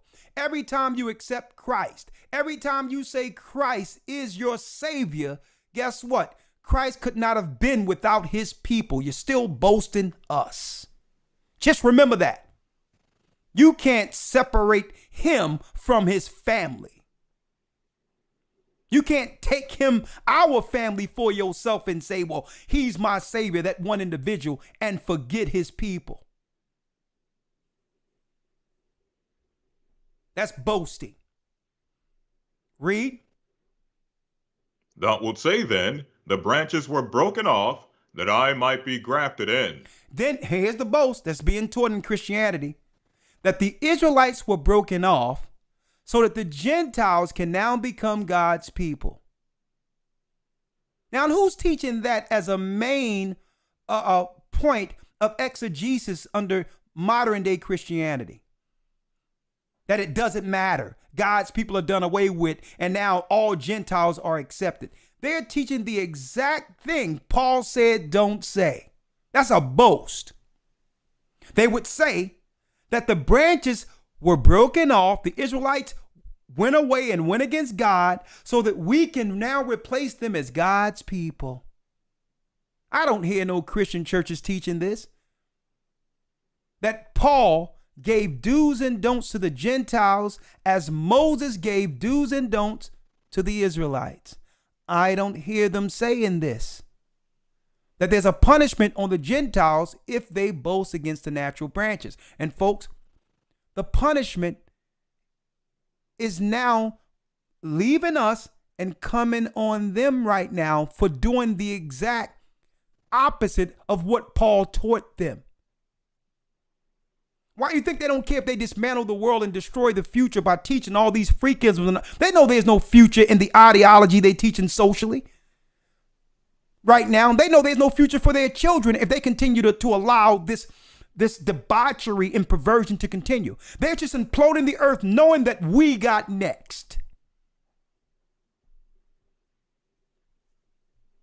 When they was in power, they taught traditional values and this, that, and the other. No sooner when they figured out that Christ didn't look like them, and they figured out that they were bamboozled into believing that they were the people and it was the slaves they've been destroying, then all of a sudden they let all chaos loose on the earth and say, listen, let's see if the Israelites can put this back together.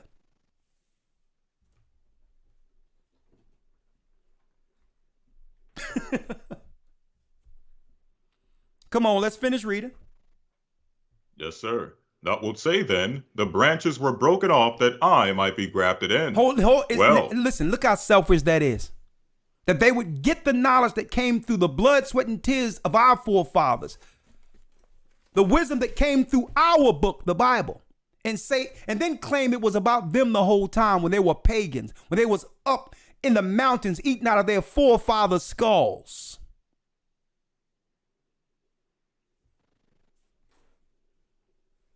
They would show no appreciation. And at the end of the day, all of the riches and power came because our fall. And now once we fell, they're going to say, well, it was about us the whole time.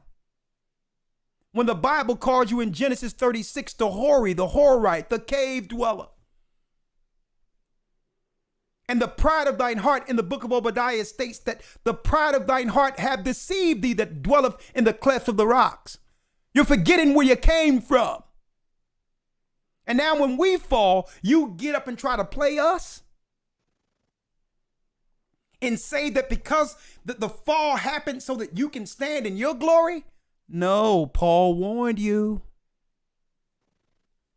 Finish reading. Well, because of unbelief they were broken off, and thou standest by faith. Because of unbelief. Hold up. Because of unbelief, we were broken off. And the Gentiles don't stand by promise, folks. The Gentiles stand by faith. There was nothing promised to the Gentiles to rule under Christ's kingdom in the Old Testament, neither in the New. They don't stand by promise. They stand by faith. The faith with the knowledge Paul is giving them here. Read. Be not high-minded, but fear. For if God spared not the natural branches, take heed lest he also spare not thee. If the Most High can do this to his people, look at the condition of the children of Israel that are suffering in these communities right now.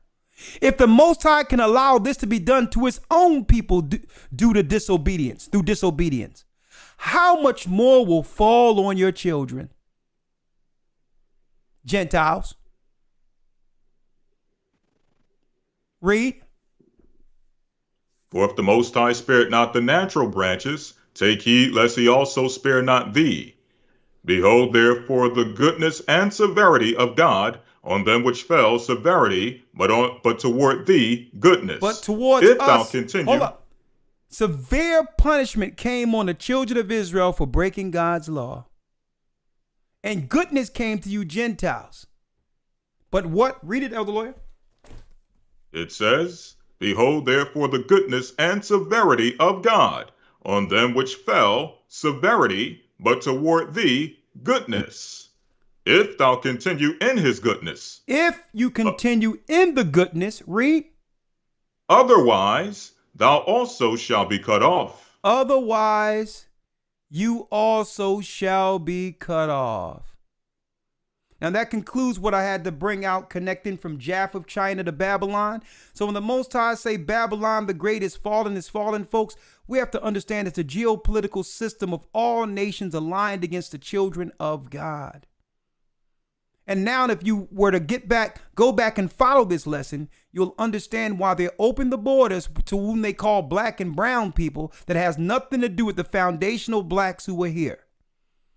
They have incentivized the Chinese, who are Japheth, and the Asians, hold up, not just the Asians, but the Babylonian Hamites, who are East Indians, to come against us in this country and to replace our people, to rival us. Oh, I'm going to tell you right now, folks, and these people, they deal with straight demons and gods, ancient gods from ancient times they're bringing over here to prey on our people in the communities. I'm gonna tell you this, man. We had one sister who outright someone that was having a baby, and it was a baby boy with an East Indian doctor. And they was doing everything. Well, can I do this? Can I do that? And they was like, well, no, just leave this child alone. And this East Indian woman just almost went irate because the family were naturalists and just wanted to say, well, we'll deal with that later. She was irate. She wanted that boy. And then once the baby left, she followed up and called the pediatrician to make sure that there was a follow-up doctor's visit. That's how obsessed she was with making sure this boy got something. And the doctor looked right at the parents and said, you know they don't do this to white people, right?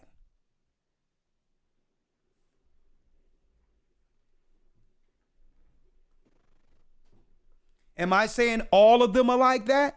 No. But I'm saying y'all better wake up.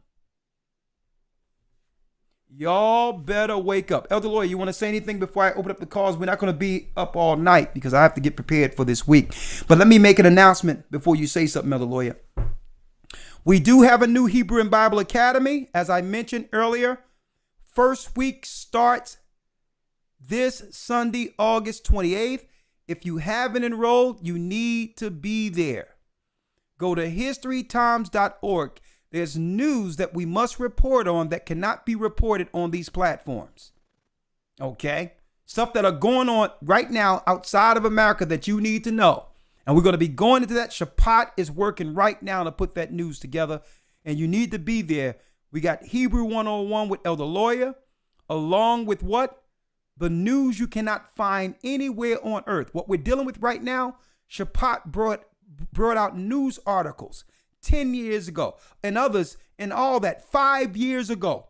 He was bringing articles stating what would be going on right now to the letter. It seemed so far-fetched when he was bringing it out in the news. We thought that, okay, yeah, I don't know if it's going to happen like that, because he was bringing out news and it was leading to a certain space. And now we're living in it. So the news in of itself is prophetic. And the lessons are like none on earth. You can totally understand this Bible on another level. Get there. We've kept it quite inexpensive. We never went up. It's still the same price for the full 3 months. Go to historytimes.org and enroll. Okay. You cannot quantify or put a price on these lessons. It helps the work and it gives you everything you need to understand the Bible in its proper context. All right. Go to historytimes.org for the Hebrew and Bible Academy. And we have the administration working around the clock, 5 new lessons, a new heaven and a new earth. That's right. The priesthood and mysteries of the Essenes, the fall of Judea, who is the synagogue of Satan. Oh, that's going to be a powerful lesson. and a special in-depth lesson on Daniel and its part in end-time prophecy. You will not want to miss this. I'm saying get in because y'all try to run in at the last moment, and I'll be focusing on studying, and you get upset because you should have did it, and then you still Sunday trying to get in. It's the first week. Some people will wait or didn't hear about it, and we in week 3 or week 4, and then say, oh, I missed it. So I made sure there's a concerted effort first week to let everyone know it starts Sunday. This coming Sunday. Okay? So go to historytimes.org and enroll. Okay? All right, Elder Lawyer. historytimes.org and enroll. Would you like to say anything, Elder Lawyer, before I open up the lines? Yes, sir. Just 2 quick things I want to address, because often when we bring out these conversations, those who have been following us and those who have been with the church and kind of know the understanding and the doctrine of who we are, where we come from, and where we're going as a people, you all kind of know the answers to these questions. But many people, when approaching these particular topics of how is it that the nations have been allowed to pretty much use us as a harlot for anything that they see fit. For example, whenever they need a crime bill passed, a camera is put into our communities, documentaries are made, news reports are given day after day reporting the crime taking place in our communities, to the point where now we have become the face of crime. We become the super predator, and thereby bills are passed and laws are passed and put on the books that affect us tremendously. The question is, how has this happened time after time? How is it that when a hate crime bill needs to be passed and money needs to be divvied out to other nations, even though that we have been the victims of hate crimes, but yet when it comes time for other nations to receive funds for quote unquote hate crimes, again, a camera is put conveniently in the community. They'll show a video of what seems to be a black man who, obviously, from watching the footage, you can tell that the person has some type of mental illness or some type of mental issues, and they'll show them going up and just hitting an elderly Asian woman and promoting it as black people in America have a hatred, a newfound hatred for the Asian community. And all of a sudden now that's being used, or is used politically, again, to divvy out money and to pass bills and things of that nature, to help bolster the other nations over the people who helped build the country. Yeah. The question is, how do we get to this point? Now, usually when we have this conversation, it's usually a romanticized conversation. We were in Africa, we were in peace, we were, or those who believe that we are here in America, indigenous people. We were just here in peace and harmony and love, and then someone just came over the borders and enslaved us. Well, that's not the reality of what happened. That's romanticizing the reality of what took place. And when you do that, even though it sounds good, it makes us feel good, it gives us pride, what it does is it distorts the history of what took place, which means that we can't now trace ourselves back to a point where we can actually find a solution. Because if you were just perfect and doing everything right and you still were taken down, well, what is the solution for getting back to your perfection? Mm-hmm. Well, the Bible gives us the true history of what took place.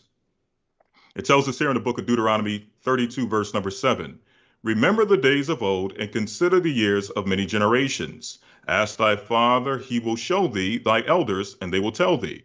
When the Most High divided to the nations their inheritance, when he separated the sons of Adam, he set the bounds of the people according to the number of the children of Israel. So first and foremost, we understand that according to the Bible, it was intended for the nations to be separate within their own nations, within their own communities, with their own financial systems or what have you. It wasn't meant for everyone, and I know that this is contrary to what we've been taught, but it wasn't meant for all nations to dwell within a melting pot and forced to try to accommodate each other's cultures. Yeah, it's a class of cultures. It would be exactly that's conflict in of itself. It was meant for everyone to exercise their culture in the land that was allotted to them by God. Great point. But Exactly. go on. Exactly. So what happens when now you get all of these cultures coming together or coming into a land amongst the people who really, even though we have manufactured to some degree a culture in this land that we've been made captives, is still not our culture in the sense that it's not biblical based culture. We are the people of the Bible. We are the Israelites. And again, even though we have manufactured a culture which shows elements of our past with our creativity, our survival skills, and things of that nature, those are flashes from the past of who we are.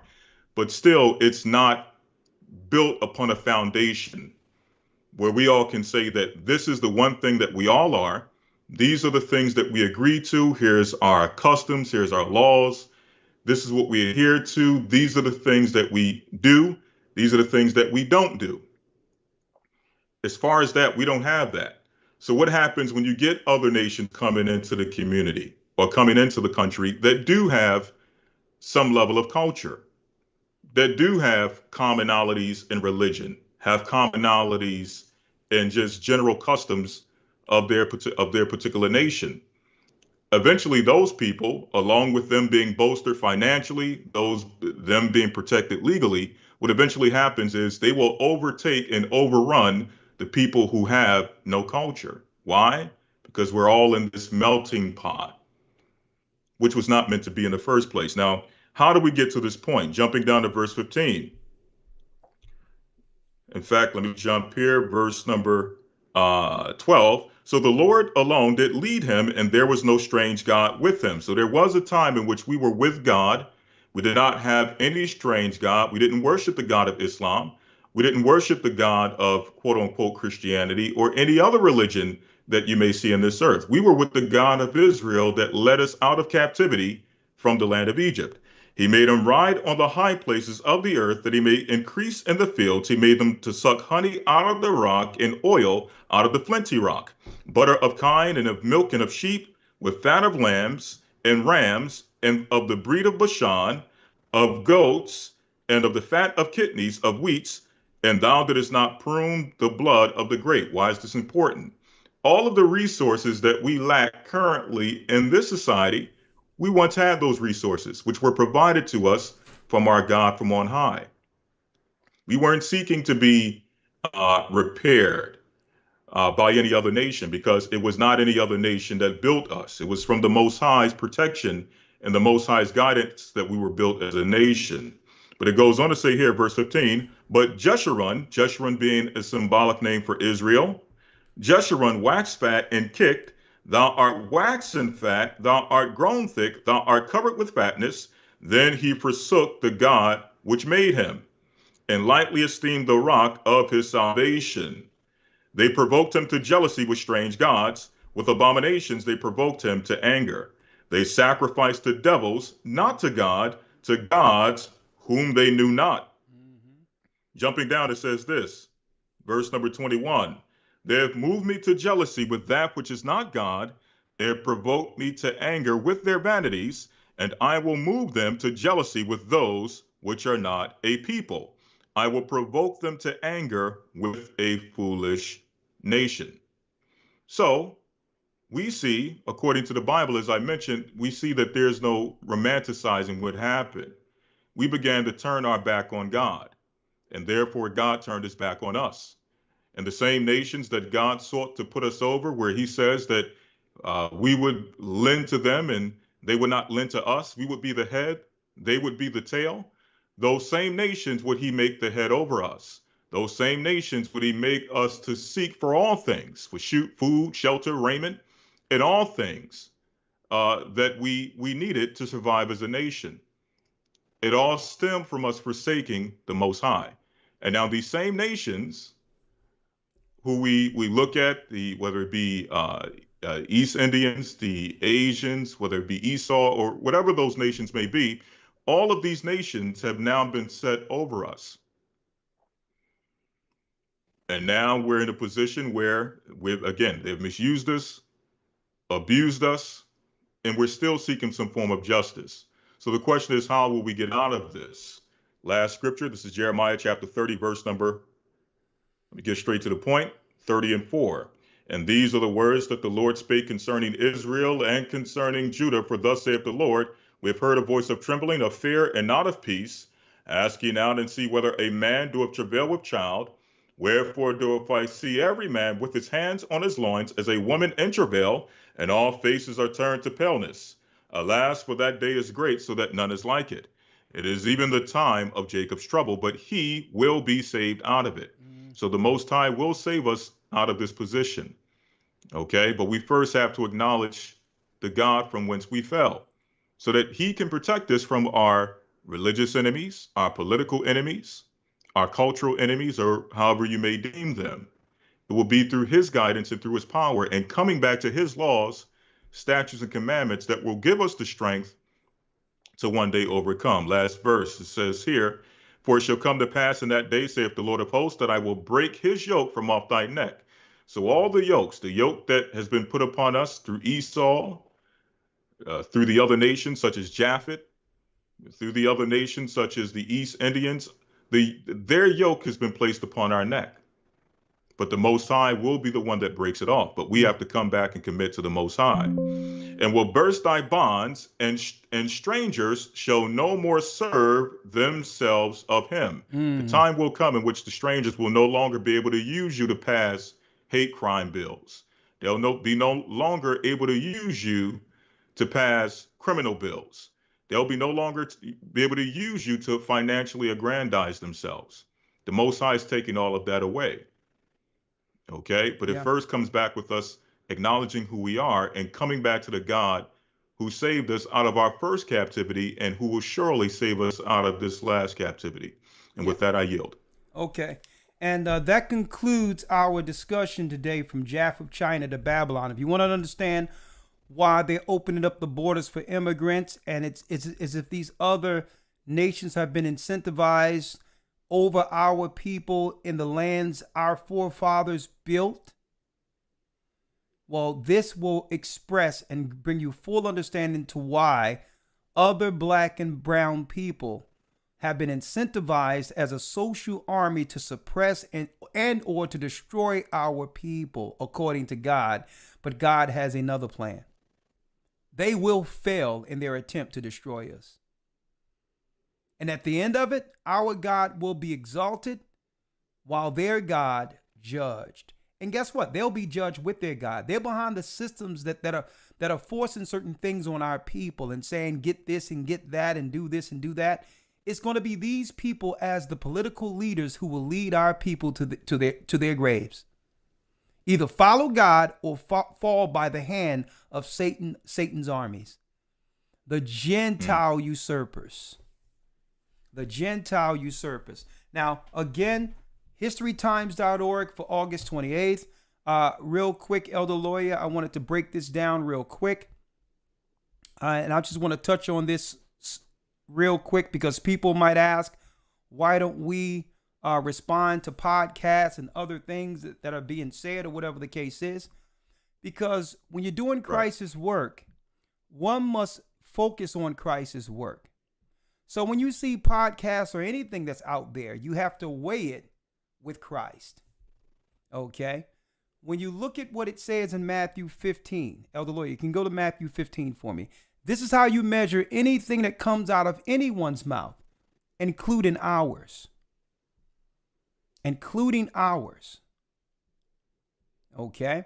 I need you to go to Matthew 15, and I want everyone to see this real quick. Matthew 15 and 10. I need you to read this. Yes, sir. Matthew 15, verse 10. This is Christ. And he called. Yes, sir.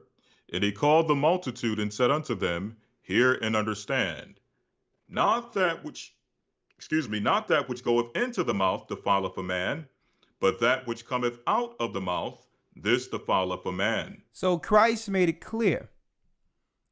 It's not what goeth into the mouth that defile a man, but that which cometh out of the mouth, this defileth the man.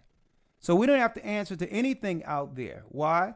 Because if you listen, you'll know whether or not it's the fruit of the Spirit or the tongue of the devil. See, that's how you weigh anything that's out there, be it podcasts or anything else. What fruit is it bearing? Righteous fruit or venom?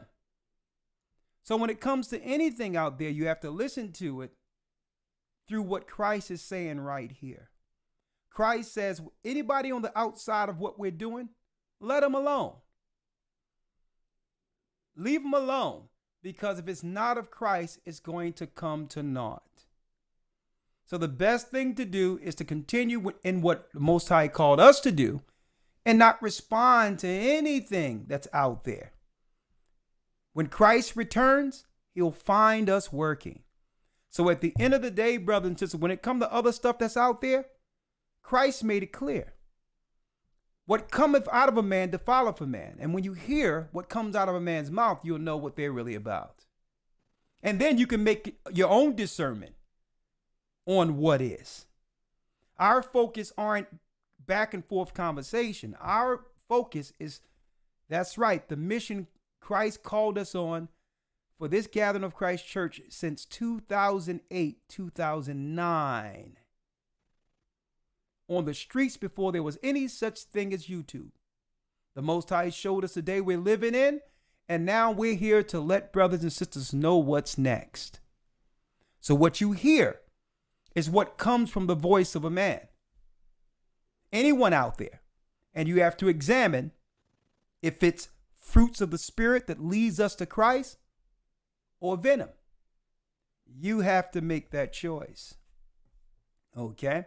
With that, hold on, and we're gonna jump right in with the phone calls. 515-605-9327.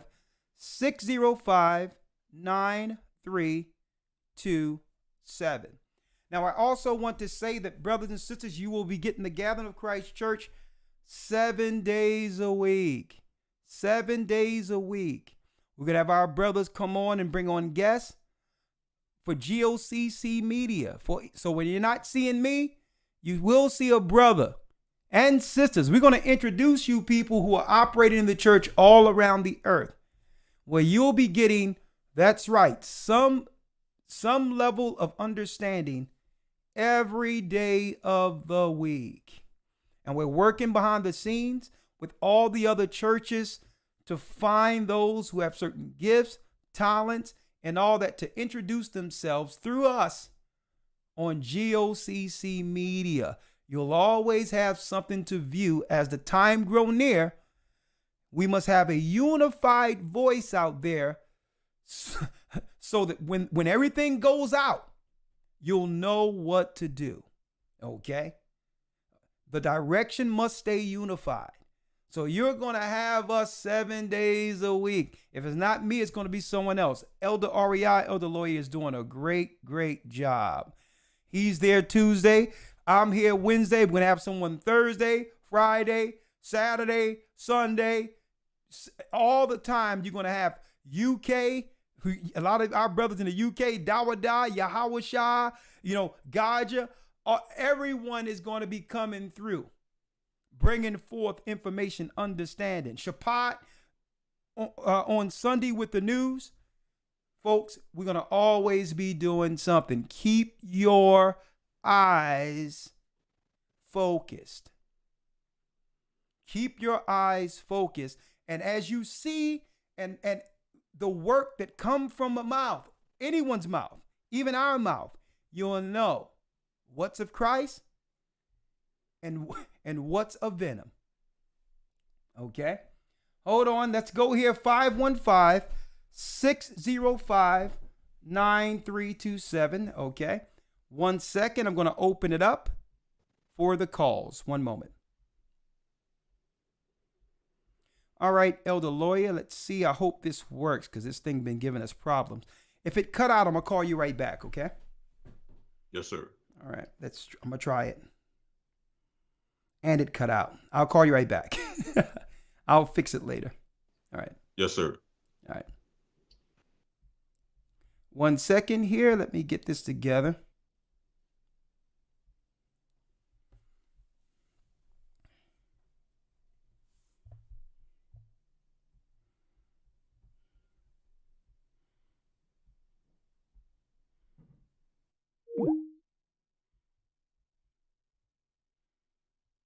Okay, got that. All right, let me try it now.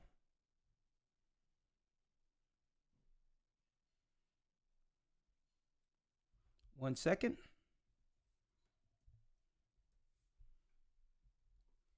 515-605-9327 if you want to chime in.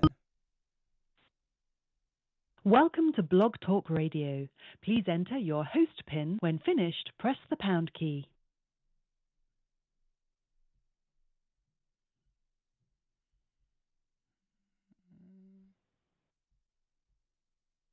I'm sorry, but I did not hear you press at least 4 digits of your PIN number.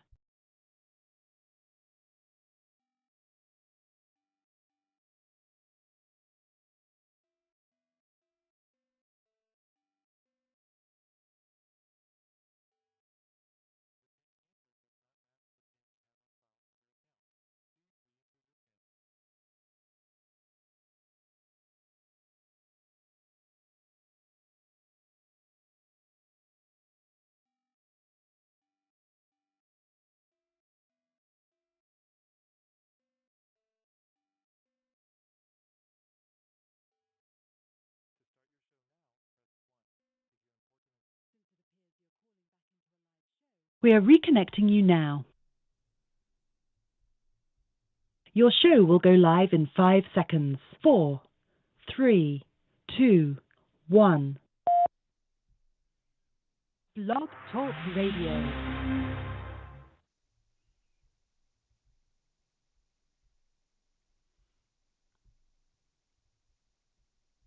All right. 1 second here.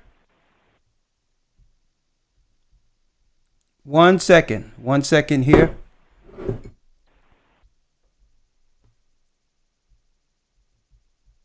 One second, folks. I'm good. Skype is trying to mess up on me here. I apologize. Give me one moment. I apologize. I'm going to try it once more. Oh, the host. All right.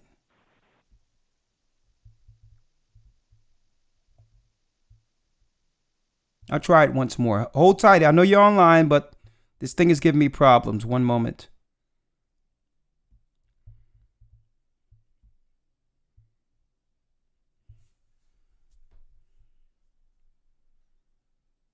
All right.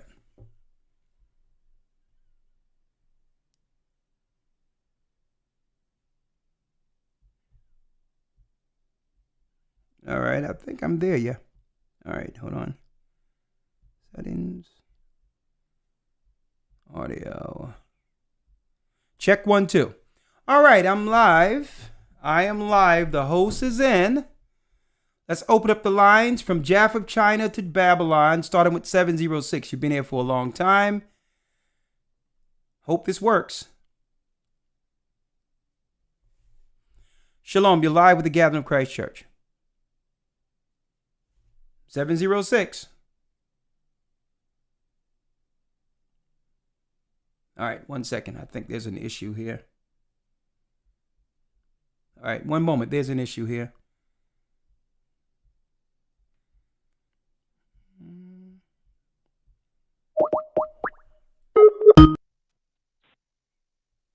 Welcome to Blog Talk Radio. Please enter.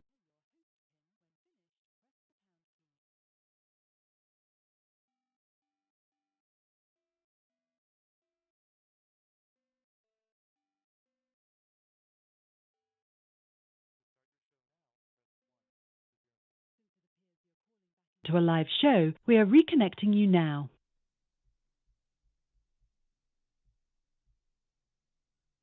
All right, we're live. 515-605-9321 for the calls from Japheth, China to Babylon. I hope you've been taught, understand something that we need to understand prophetically, that the Most High put hook in Japheth's jaw so we can understand who's been working behind closed doors the whole time, not just Esau, not just the Roman Empire, folks. Japheth been working and the Most High put hooks in his jaw so we can recognize that they made themselves like unto Babylon and will be destroyed with her. All right, 706 area code. Shalom, you're live. Hello? Shalom, Elder. How are you? Hello. Yes. I'm fine. How are you? All Uh, praise to the Most High. Your name? Just want to make a comment. Stan Z. Jackson. Oh, okay. Go on. The floor is yours. Okay. I got baptized this past weekend. Can you hear me? Yeah, fantastic. I can hear you. Okay. And then I joined the academy for the 6th time. Thank you. And then I understand what you were saying about the Chinese and stuff, because that's the incident of that here in Alabama, where they got a whole community in Opelika. They got their own bank, the area set up and everything. So I know what you are telling us is the truth from the Most High. And I Yeah. thank you for that. You're welcome. I'm a servant. I have I to. also thank God for y'all. Excuse me? Can you hear me clearly or no? You kind of coming in and out like a delay, but I can hear you. Okay, go on. But the experience I had from getting baptized was amazing. To see all the people that was there to get baptized, plus the elder people bringing their children and their grandkids Look at and that. stuff. And what I saw that was interesting is that while we was out there, we had some Gentiles up there taking pictures Isn't that something? of the ceremony. Look at that. And then I saw helicopters riding around, and I was like, that's kind of weird. And then it was saying that it was going to rain all that day, so I didn't know whether to go or not, but I still went. I said, I'm not going to let nothing stop me. I mean, But when we got up there and stuff, the you're sun getting. came out. I don't know if rain can stop someone from getting in water. You're gonna get wet anyway. But Right. Yeah. But it was just, how you say that they put on the TV, about the weather, but the Most High really controls everything. Exactly, you're right. And I feel like when the storms and stuff do come in, I feel like whatever they're trying to do, he put a little bit more oomph to it because he's in control. Exactly. At the end of the day, he's in control, sister. Let me ask you, what area, what city did you get baptized under, or what church? In Atlanta, on the Elder Baruch, I think. I don't know if I'm pronouncing his name. Well, he's soon to be. He's deacon, but he has a very good spirit. Oh yeah, he's deacon, but he's moving towards he's bishop a deacon, soon. I'm Yeah, sorry. I say he's deacon, but he's moving towards bishop soon. Yeah, Okay. yeah, but he's a great man. He's a great man. Okay. All right, so Yeah. so Great man and stuff. Well, thank you, sister, and welcome to the body. And when I come to Atlanta, I would love to meet you. Okay.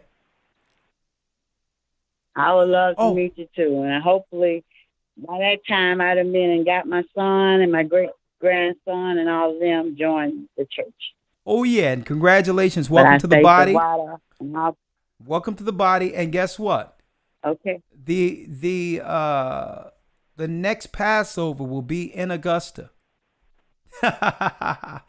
So yeah, I might be able to come. We're gonna be in Atlanta for the Passover, so I hope to see you there too. If I don't see you before that, okay? All right. All right. Bless you. Okay. Thank you, Sawada. Praise to the Most High. Bless you all too. All right. Shalom. I'll place you on hold. 340 area code 340. Shalom. Hello. How you doing, sunshine? Hello. Hi. Shalom. Hi, Elder. You know what I'm gonna do, sunshine? Shalom. Hi. What I'm gonna do, sunshine, is I'm going to one day put up Zoom. I'm gonna put up Zoom and have you click the Zoom so that everyone can see you for the first time. Because I don't know. Okay.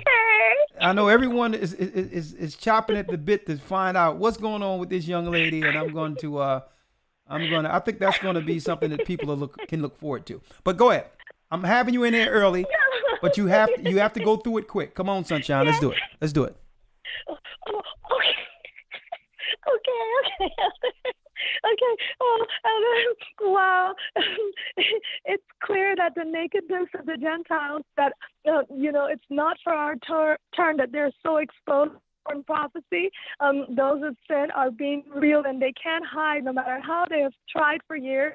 The Most High's word doesn't come back void. So we can see them, and their agendas are clear as day now, put against us, and we're bondage, as a result of all their playing games. And they, through one side of their mouth, that they are doing things for the benefit of the communities, all communities, and especially the poor, and in the way they, set rec centers and housing communities and, neighborhood churches and clinics and so on. But really, they're aiming their efforts they see as the greater good, which through their continual actions, we of Israel, with eyes to see, know is indeed not us, where we aren't included in the greater. But at any turn, the evidence is, in what they tell us in our faces, in their exclusion of us, mentioned civil rights help or compensations to all nations, creeds, and preferences, all races and lifestyles. But by the process of elimination, it shows our recognition only, as you were talking about, perverse and fornicators, the disproportionately affected, ignorant, perpetually, needing to be in jail or slave worthy and discardable and born immoral. And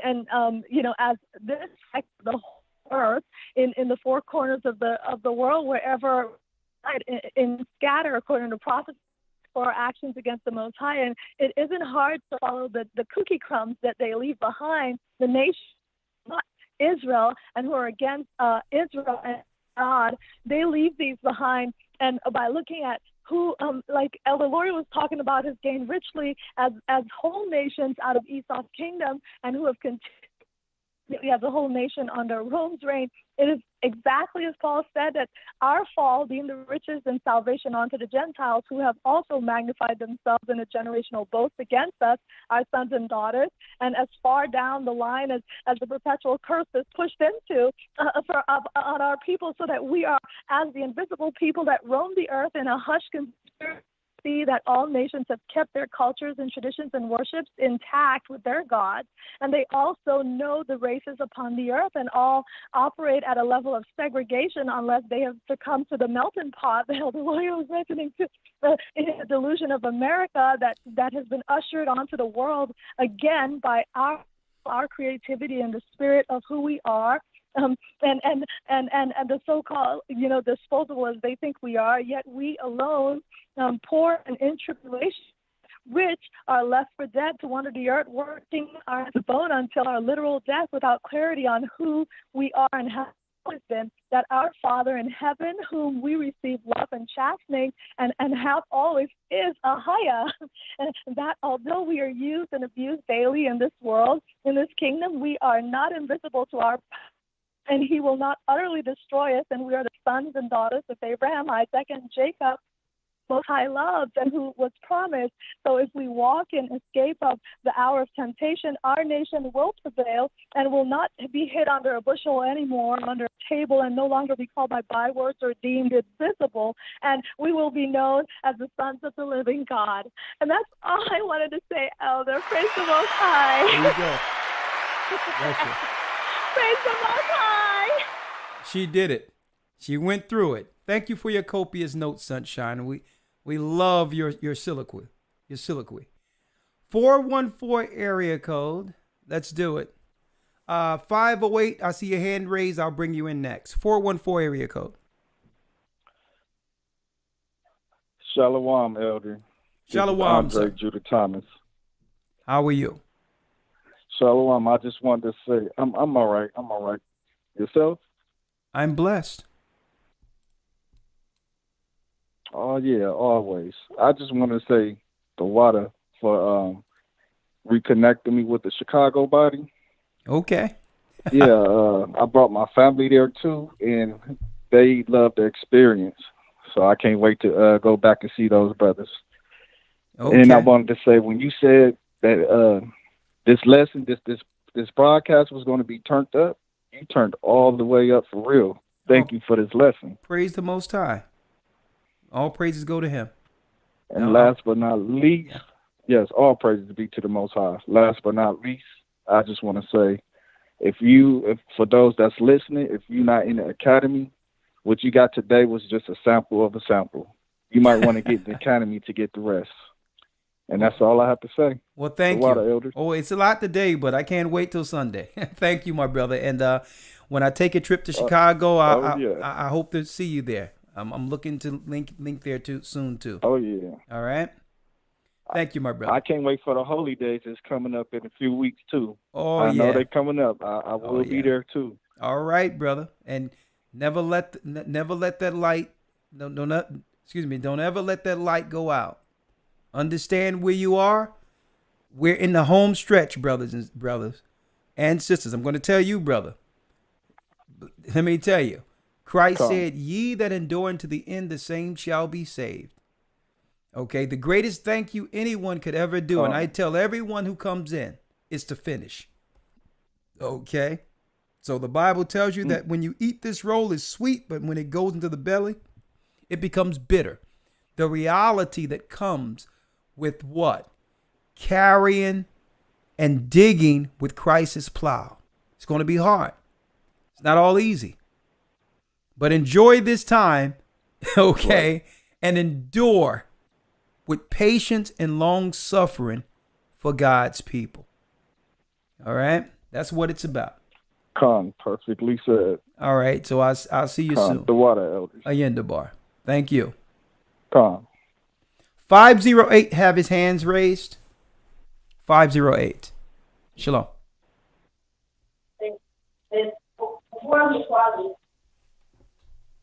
Hello? I'm sorry. Something's going on with your phone. Get that together. Probably take it off speaker, and I'll pull you in a couple of minutes. 414. I think I just talked to 414. 507 area code. 507. Shalom. How you doing? I'm blessed by the Almighty. How are you? I'm good. Your jelly will be there to you tomorrow, so be looking for your package. Oh, you got the grape jelly homemade? You made it homemade? Yes, sir. I sent you a couple of them, variety for you and Elder Lawyer and whoever you want to give somebody else to there. Thank you. So you should have them tomorrow. I'll break it out and I'll share it. You're very welcome. I'm not going to covet what's belonging to some. You know what I mean? I'm going to have some for myself. Take a little butter, toast that thing, and just take some of that jelly, put it on there, and with some eggs and turkey bacon, make it work. So I appreciate it. Thank you, sister. You got Concord grape, what you asked for. I sent some white grape. I think I sent some peach mango. Some, I don't know if I put pineapple, if it was done. Maybe some pineapple orange. You got pineapple orange jelly? Yes. Lord in the morning. Yes, yes, sir. Oh, hey, we're going to make it work. Apple was my favorite, but my new favorite now is pineapple. Did you send apple? Oh, I believe I did. Okay, well, I'm going to take the Concord grape and the apple for myself. All right. Thank you. I appreciate it. And okay. If it's good, now, good. I have a question. Before we do that, I'm sorry. I hope it's good. Yes, listen, it is. Listen, I'm not gonna listen. I know you put your love into it. That's all that matters. But if I see that this is something that can happen, and it's good, we can talk about branding your stuff. So where we can help you get to that level. We can, as a family, help you get to the point where people can pick up some of this good jelly. So you never know how it works. So all right. So and I so appreciate it. But this is one thing I do that nobody else do. That's making the jelly in the big major companies. Yeah. I pray over mine to a higher. Okay. Bahashaya. Okay, you're praying over the jelly. All right. Hey, there you go. I know. I'm sure. Right, listen, I'm sure they're not doing that. No so matter. You got one up on them with that. No matter what happens. Yes. No matter what happens, I pray that when they get this jelly, that the Spirit of the Most High come to them and make whatever their day is, makes their day better from that day forward. Hey, those are good vibes. 9 times out of 10, the synagogue of Satan is sitting there After some crazy freak party and come the next morning, in a red robe over their Welch's. Hell Satan to the pits of hell. If anything they doing with their stuff. So, hey, I'll take a highest jelly over that any day. All right, sister. So I'll let you know once I get it, and I'll show people the jars and let others know how they can actually get it. You said anything else before I go to the next call? Yes, it's something real quick. Yeah. I sent a friend request to a young lady. Yeah. Through Facebook, I'm trying to get myself with like-minded people, yeah. and to form a prayer circle, to give something uplifting every day, because you never know what people are going through, and so many of our people are being hit with different things day to day. So if you got a prayer circle or you get something uplifting that's motivational, that's something that can help people get through their day. Yeah. This young lady, I had spoke to you before in regards to my past of being in the Eastern Star. Remember that? Yeah. You had a segment in. I called in about that. I remember. Well, she went onto my page and searched through there from pictures I had put way back. But when someone comments on that post, it'll bring it forward as if it was something new. She seen all of this and was threatening, saying, I'm going to expose you and to GOCC that you're a fraud, you're a witch, you're this, that, and you need to repent. And I told her I have repented. Sister, I am no longer an Eastern Star. I have been baptized. Sister, listen. Sister, I'm going to tell you this. And I hate, it's harder for women to do this than men because women, really the Most High made you nurturers and care. You have a care that's different than, of course, that's what makes you a woman, right? But sometimes that can work as a fault, how everyone else views you or what they think about you. Your feelings can be hurt, or you want to prove to someone you're not how they view you.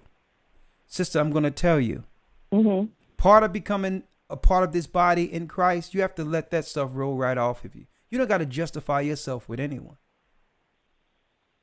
You need to justify. And that's just what I told her. No, listen, I'm saying, but you're telling me, you give me here a conversation. I'm giving you something greater, if you can ascertain. It's not even about her. Okay? It's not even about her. What she did wasn't accusing you. What you have to look at is what did Christ wanted me to see in this interaction, regardless of how she viewed this. And that is it's our responsibility publicly not to put a stumbling block in front of those who may not know any better.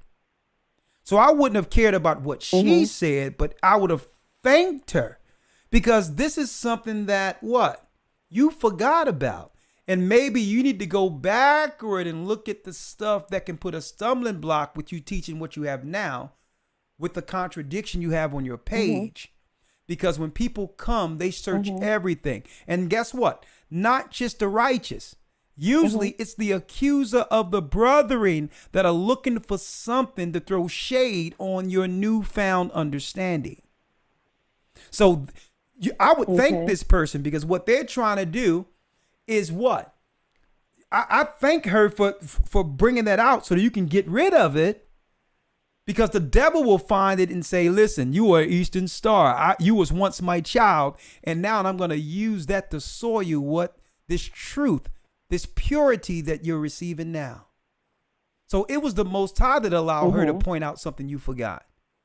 Let me tell you, the accuser of the brethren, listen to me clearly. The accuser of the brethren are accusatory first. They look to accuse first. They don't look to show mercy and deal with you from a mercy standpoint. They look to accuse the brethren. And that's why, and I have to get to the next call, sister, but that's why you really need to be on this lesson I'm going to do this coming Sabbath, the spirit of Cain.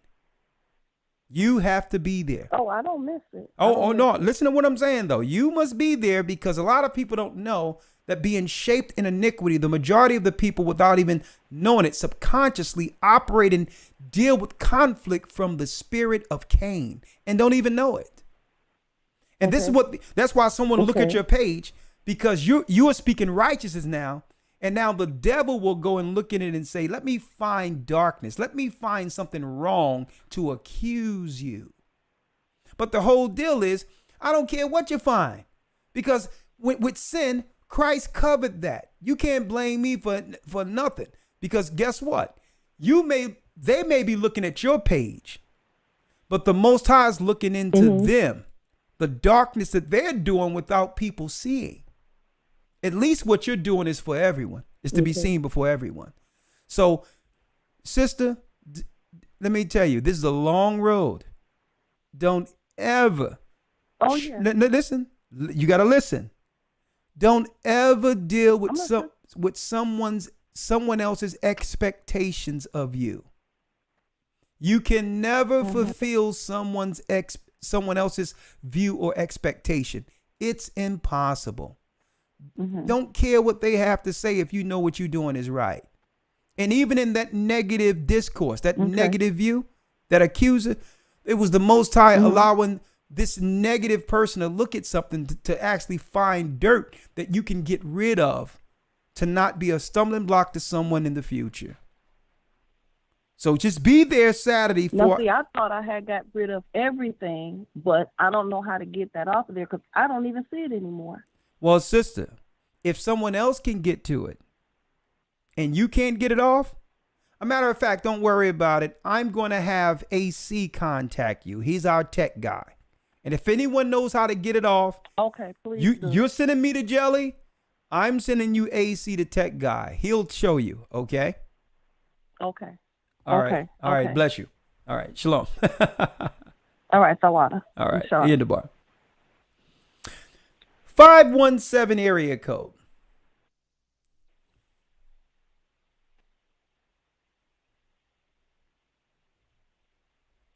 (571). And when you hear somebody say, oh, the GOCC, I'm going to tell you right now, you have to understand when people are taking veiled shots, as if this isn't something greater than just a title. This is the gospel of Christ here. 571 area code. Edward. Yes. Edward Carr. Yes, sir. How are you? Your name? I just want to thank you.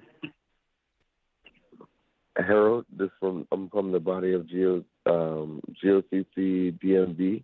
Okay. How you doing, brother? Your name? But Harold. The floor is yours. How are you? Man, I just want to thank you for everything that you're doing, the truth that you brought me, because the things that I've been going through, walking through this walk, and every time I go through this walk, every time I go through every time something comes to me, I just go ahead and I just put you on. And when I put you on, it opens up everything, because I understand that Elder Carr, he's not the God. He's not nothing. Or he's a teacher. But it takes for me to open up my book and read it myself. And as I read it myself, it makes more understanding, because all he's doing is giving me the guidance to go back to that truth. Yeah, I'm a servant. That's and it. I just want to thank you for all of that. Thank you. It's my duty, and I love doing it. And as long as when Christ says, the Most High, Christ said, as long as when he come back, he find that servant working. Okay. Am I perfect? Not by any stretch of the imagination, but I'll be working when he returns. Okay. If I'm here, I'm working. Edward Carr. Yeah. It's not, you're not just working. You're working. You're doing the due diligence of the Most High. To me, what it feels like is when I first came into the truth, I didn't have no guidance. Mm. And I went from IUIC I went from all the mother camps, and then I just found myself to you, and I just levitated and gravitated to the understanding of what you do, because I'm like, he breaks it down the way I understand, and the way you understand is the way I was brought up. I'm like, Praise the Elder Most High. Ricard, I don't care what nobody say. Elder Ricard, he ain't playing no cut cards. He is not playing no cut cards. He tells you exactly how it is. A lot of camps that I was with, they were sugar coated, and then when you find out the truth, that sugar coat would come down to now it's water, and now you find out the truth, and now you're lost. And I'm like, nah, Elder Ricard don't do that. That's not one thing he does. Hey, I'm a servant. And I just want to tell you. Thank you. All praise be to the Most High. All praises be to Yeshua. Yeah. Yes, sir. All praises be to the Most High. But I just had one question. Yes, sir. Yeah. The question that I had was, when I went to church the last Sabbath, we have a conversation over, can you eat duck or can you not? You can't. And I thought that you cannot. You correct? Can't because it have webbed feet. It tell you that in Leviticus, when you go to Leviticus 11. Okay, so that's where we were kind of confused at duck, the situation. Because duck is unclean. Duck is unclean. Geese is unclean. Okay, so that was one of the things I was trying to get out there. I was just like, man, look, because I'm pretty sure a lot of people don't know that. They feel like, it's a bird. Yeah. No, you can't.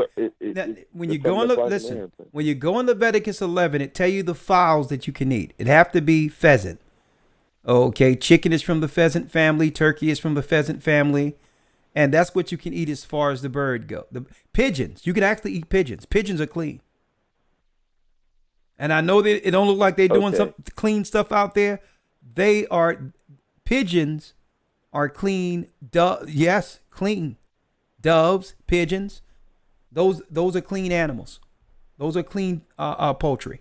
But you cannot eat geese, swine, and all that, because the grease and all that, it consumes in their body. That's why it's extra greasy and fatty.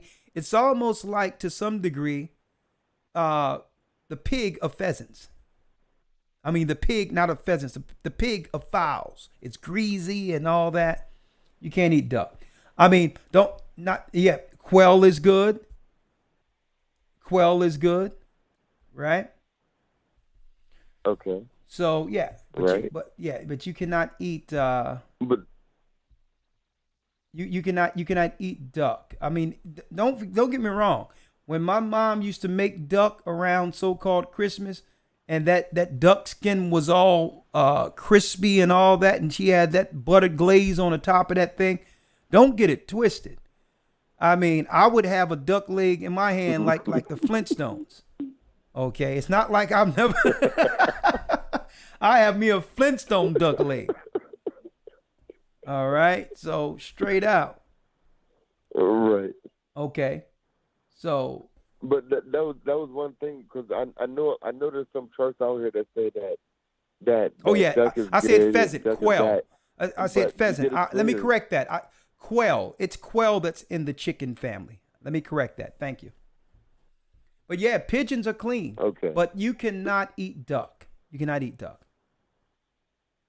Okay. Okay. I just wanted everybody else out here, because I understand that now, and now I understand that now that me and Officer Warner went through this and we found it out.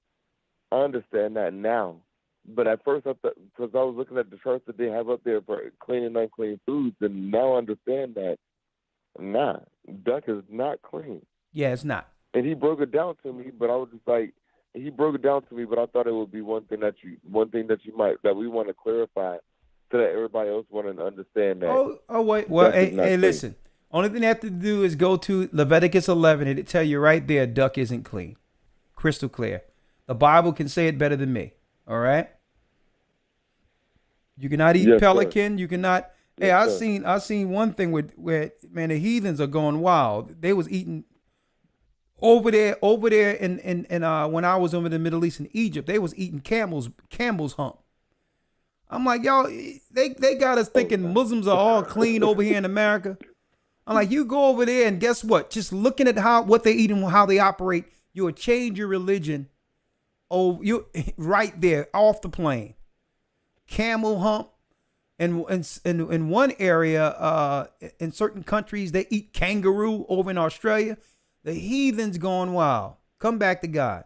All right, brother, let me get to the next call because I have to digress. I'm about to rest, actually. All right, I'm tired. So I'm going to get to the next call. No duck. All right. Get the most breath, bro. All praise the Most High. I appreciate you. All right, 731 area code.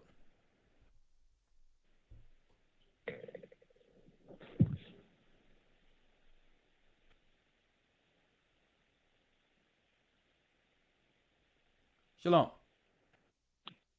Hello? Yes. How are you? Elder?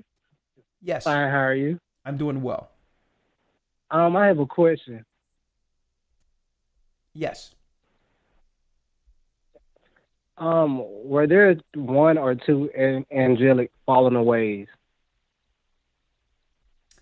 That's a great question. There were actually, brother, there were three. Wow. There were three. And guess what? It still happened until this day. When you look in the book of Revelation and it tells you a star fell from heaven, it has always happened. But when you're talking about the Old Testament biblical understanding of it, you had the 1/3, which are the old gods. You heard? Do you hear on Game of Thrones? Have you ever seen that, where they talk about the old gods and the new gods? The old gods and the new. They're really cold telling people exactly how many falls there were. You had the old God, Satan and his angels, 1/3, who fell at first, and that began the abyss or the face of the deep. The Most High put a firmament around that, and the waters separated from the waters. It became a congealed ball of ice, and eventually they would come out of the ice once the water subside. That's why they came out of the area of North Pole and the poles out of Antarctica. They were here in the earth once the earth subsided. Before Adam, they made cities out of the ice, and these are the first gods. And then you have the next gods during the time of Jared, when they came down on Mount Hermon. Okay, when the sons of God saw the daughters of men that they were fair and began to mate with them and brought forth giants. And then it says what the Most High showed Moses. And then after that means what? It would happen again after the flood. Through the sons of the giants who escaped the flood, and they would begin to do it again. Deal with the daughters of Cain with their rituals, and angels would come down and deal. And that started happening in the land of Canaan near Mount Seir again. By the time Moses came there were giants in the land. So there's three epic scenarios of the fallen angels, and the identifier, their signature in any area where the angels fell, is when you have a civilization of giants. That's their signature, that the angels fell throughout time. And when Goliath went against David and all that, that's right. That's David fighting a child of what? A fallen one. Okay? Right. But so hey, could it be possible? But hold up now. I'm quantifying a lot of information that need what? That need historical and biblical references and backup. What I've just quantified to you is just an overview of what I'm teaching this Sunday and the Sunday subsequent to that. So I can't quantify all of that for you without the history background that goes with it. So I would say, are you in the academy? No, sir, I'm not. Okay, well, can you get in the academy? It starts Sunday. Well, at the moment right now, I'm Okay, kind of well, I'll tell you what. Send an email to gatheringas1@aol.com. Say you spoke to Elder Ricashiar. I'll speak to you, and let's see what we can do to get you up in there, okay? yes, sir. Because I can't teach this lesson tonight. I'm teaching it Sunday. All right? Yes, sir. I thank you. I appreciate that. I understand. All right. All right. Thank you. All right. I can put you on hold, and I'll be looking forward to the email. All right. Shalom. Yes, sir. All right. Shalom. All right. We're digressing. I already had 414-731. I hung up 870. We'll take one more call, and that will conclude our broadcast for this evening. 870 area code. Get in the academy. That's all I can tell you. Shalom. Hello, my name's James. How you doing, James? All right, you. I'm glad I'm able to talk to you about this honor. I'm calling from Forest City, Arkansas, Yes. and I know who I am as a people. Thank God for your lessons. I listen to them, and it's like I said, it's an honor. I'm pleased to talk to you. Okay. I just wanted to talk about 3 dreams I had and a couple of visions I had, and they're powerful. And I just can't get them out of my head. Okay, but before we go there, because I'm about to go to sleep, I would rather you put it in an email and send it. How long will this take? Not very long at all. Well, we need a timestamp, or I can take your phone number and call you and get that. Are you saying you can do this within 3 minutes? Yes. Okay. Shoot. Okay, can you hear me? I had to put you on speaker because for some reason the volume was way down low, even though it's turned all the way up. I can hear you. Okay. And I had each one of these dreams twice. And the first time I had it, I was with my father, and the second time hold up. Brother, I'm gonna let you roll with one of them. But understand, the Bible says that we have to that we cannot regard dreams to that degree. When it talks, it's like catching a shadow.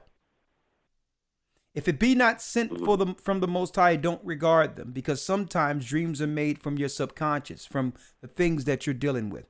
It has to be confirmed through Scripture whether or not that dream is correct. All right. So I'm not discounting your visions, because the Most High said in Joel that we shall, the young shall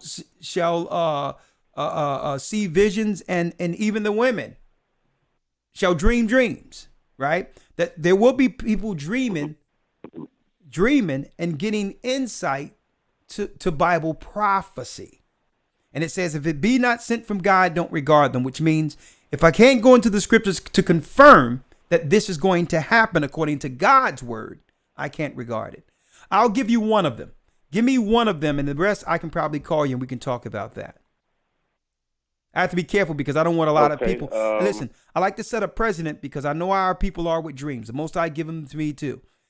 Everyone gets them. So I don't want to open a forum where everybody start coming in and saying, well, okay, here's my dream. But I'm going to let you flow with one of them. Go on. Well, I'll tell you about this vision I had. It was one evening right before dusk dark. It was a cloud sculpted like an angel. It was huge, and it stayed there for the longest time. And about 9 o'clock, it was just about over the building I live in. And it stayed there for the longest time, and it dissipated over my building of all places. And then across the street, I live across the street from the high school, I saw it was dark, black dark then. I saw a big mushroom cloud glowing behind this gym over here across the street from where I live now. Okay, so and then I had a couple of questions. Okay, well, let's get that. So what do you think that is? What do you think? what did you quantify from those dreams? Well, I think the Lord is getting ready to come back for His people, and it's war fixing to happen. That mushroom cloud, I think that's symbolic of a war. Okay. Well, I'll tell you what. Without your dream, I can confirm we're close to the time that Christ will need to come to save us. There will be nuclear war on the earth that's prophesied in the book of Ezra. So So it's in the Bible, so that's confirmed.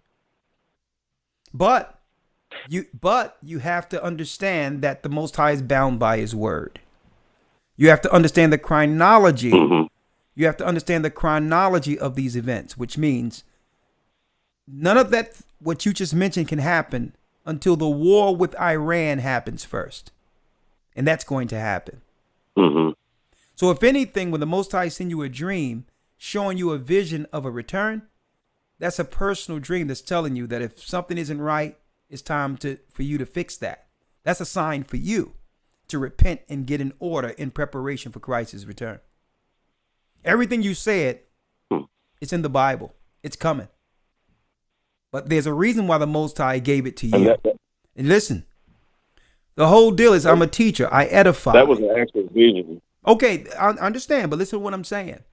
Everything isn't for everyone. Because I'm going to tell you this. The Most High show me things all the time. But I will never get on a public forum to say this is what the Most High have shown me. Because then that can become synonymous to necromancy, where now people are valuing my visions over the word of God. What the Most High showed me through visions is for me, what I need to correct in myself, what I need to understand based on that. Now, if it's something that He put on my heart to teach the people, and I see in a vision, being that I'm a Bible man, I can easily go into the Bible and show the precepts and say, it's not my vision. This is what the Most High probably want me to teach today. Thus saith the Lord. And that's how you measure that, not get caught up in the dreams, because there's also sin in dreams, dark thoughts in dreams. There's also lust in dreams. So we have to be careful because the devil sneaks in those too.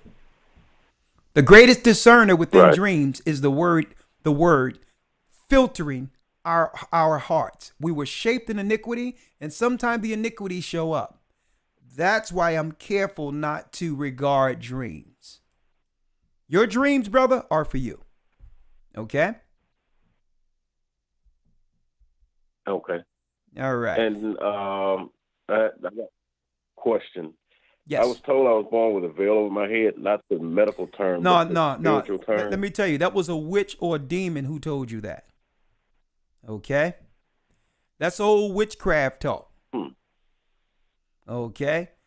That was a demon who told you that. Okay? That's all witchcraft and sorcery talk. Rebuke that to the pits of hell. You wasn't born with no veil over your head that have you aspire into the dark, that have you aspire to actually inquire into the dark world, believing you're special. That's witch talk. You were born a child of Israel. That's very slippery. You were born the child of Israel. You were born to see the Bible, which is the truth.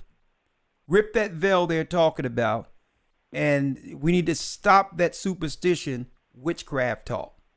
That was a witch or a warlock told you that. Okay? You wasn't born with nothing over your head. They lying to you. All right? And I got a question about watchmen. How do you know if you're a watchman? Well, when it comes to a ministry, you have to be appointed into a ministry. You can't believe you're a watchman yourself. Like, for instance, so it so happened that the Most High made me a watchman understanding the prophecies of the book, right? But when I came in, I just came in to learn. I didn't understand what I'm going to be. Don't aspire to be anything. Follow Christ and get appointed. Wait on your ministry. If you don't know you are a watchman, you're not a watchman. When one ought to be a teacher, one must learn again, which be the first principles and oracles of God. Wait on your ministry. None of us are special until we're chosen by God to do and appointed in a ministry. Come through, get baptized, and receive the Spirit, and the Spirit will guide you into your position that Christ appoints. And it doesn't happen until then. It doesn't happen from someone looking at you and saying a veil was over you or some dreams or whatever. And I know all of this stuff have merit in the world, but it has no merit for Christ's kingdom. Because witches and warlocks have dreams and visions too. And they're necromancers. They can see the future. See? Come through and be born again and have those superstitions washed off of you so you can stand anew and be reborn and shaped in the form of light. Be shaped in the form of Christ. And let's get all that superstition stuff off of you. They lied to you. Stop it is. And when people start talking about their dreams over and over again, you know what I tell them? Listen, you're sleeping too much. Wake up. The Bible says you only need a little folding of hands. You're sleeping too much. The reality is what's going on when we are wide awoke. Okay? Right. Wake up. All right? A lot of people are in stupor, in other words. You're right. So get baptized, brother, so we can get that veil, that other stuff that's happening out there for you. All right? Oh, I've been baptized back in the 80s when I was. Oh, no. We talking about a real baptism. It was probably somebody in church told you had a veil over you. We need to get that washed off you too. So call us up and let's get that baptism rolling. All right? Right.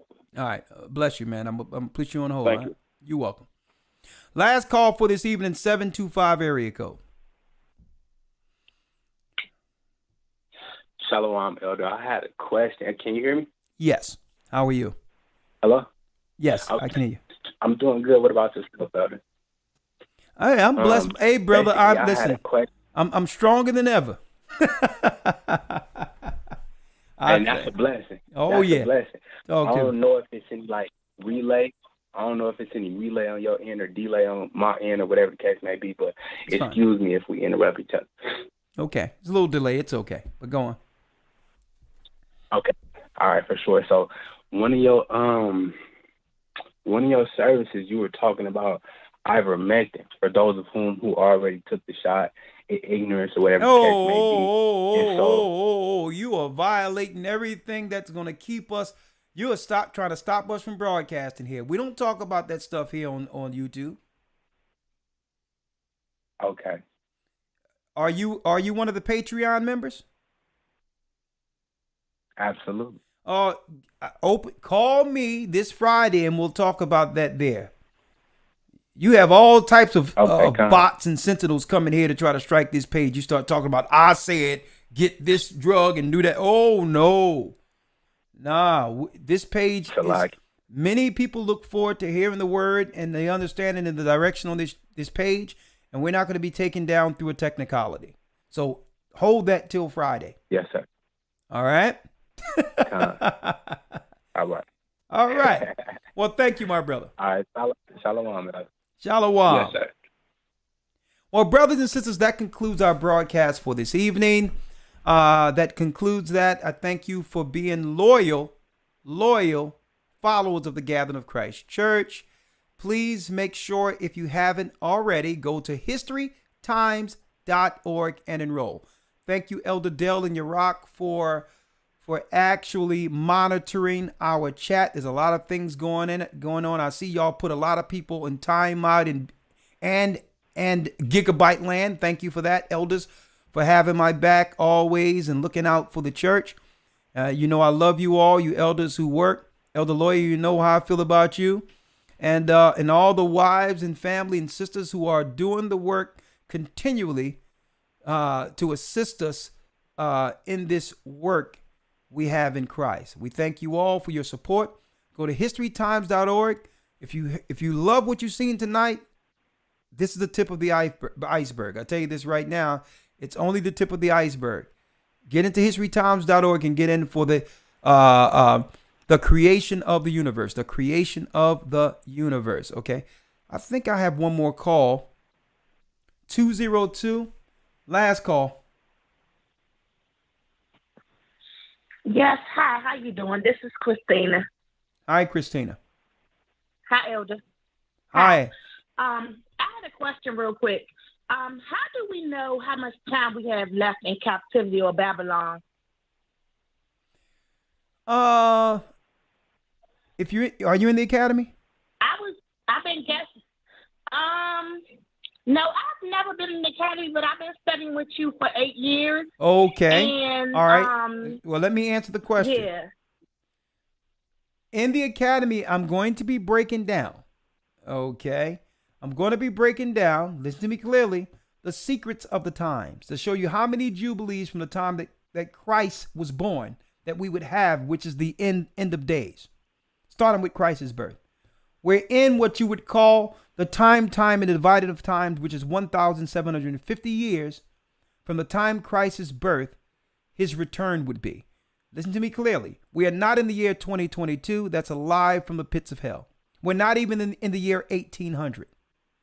They took almost 300 years from the calendar, and I can tell you exactly how they did so. While we were asleep, they added time. Okay? Mm-hmm. But I'll tell you, we're pretty close. No man know the day or the hour. Yeah. Listen to me.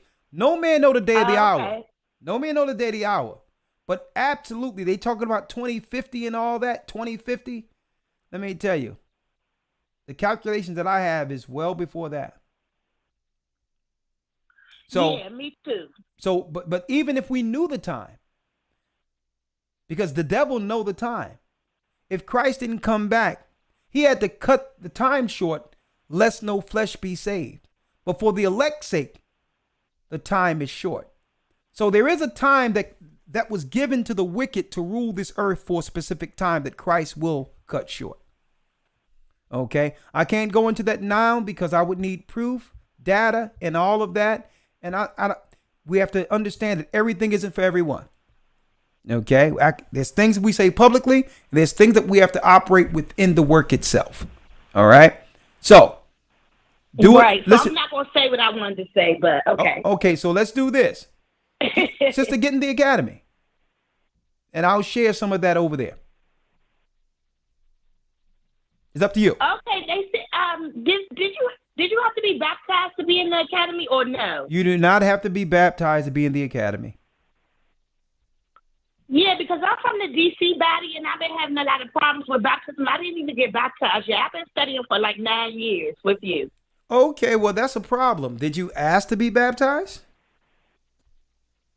Yes, I did. The last time, not this last time of baptism here in DC, but I would say maybe about 9 months ago when they had it around. I can't remember when exactly, but it was a time where I was right on time to take the class for baptism and everything, and it didn't come through. They wasn't professional. It's a lot of unprofessionalism going on in the DC sector. Well, I have my reasons why that is happening. Sister, listen to me clearly. Okay, I don't deal with a lot of accusations publicly that should be private. I don't do that. And we have brand new people that are over the DMV that weren't there before, because there's a lot of things I found out that needed to be cleared up in these areas. So you don't have to worry about that. It's better now. Okay, so I can't go by things that I didn't witness myself. I don't do that. I don't look backward. I look forward. So if you can do so and forgive the brethren for whatever happened in the past. I apologize for that. You don't have to worry about that. We all are shaped and we operate a certain type of way. I'm not saying you're wrong. I didn't want you to have a wrong experience, but we're here now. That we've cleared things up. The gathering is perfect there now. I put people in place directly that was raised under myself. That's there. Okay? So you don't have to worry about that, all right? So what you can do, what's your name again? Is there any way you can get somebody of those people to contact me? Because what's your name? The two that my name is Christina. All right, hold on. Named after Christ. All right, Christina. All right, hold on. All right. Oh my goodness, girl. Because yes, I love my name. It means follower of Christ. Okay, a wonderful thing. All right, let me put your number down here. Just so you get putting all your personal business and everything you're going through. Listen, let me tell you, brothers and sisters still trying to get it together as we go along, and we have to give it a little grace. All right, everything isn't perfect. We're trying to fix things. All right. Yes, I feel like a baptism would, cleanse some things. Okay, well, guess what? Jermaine just responded back and said he's going to reach out to you so that we can get this together. Don't worry about it. Thanks for hanging on in there. And you do not have to be, you don't have to, Okay. listen, you don't have to be baptized to be in the academy. You don't even have to be there on Sunday to be in the academy. Everything is recorded. The links are sent. So if you have to work or something like that, it doesn't matter because you can always click when you get off work or the next day to see the whole program.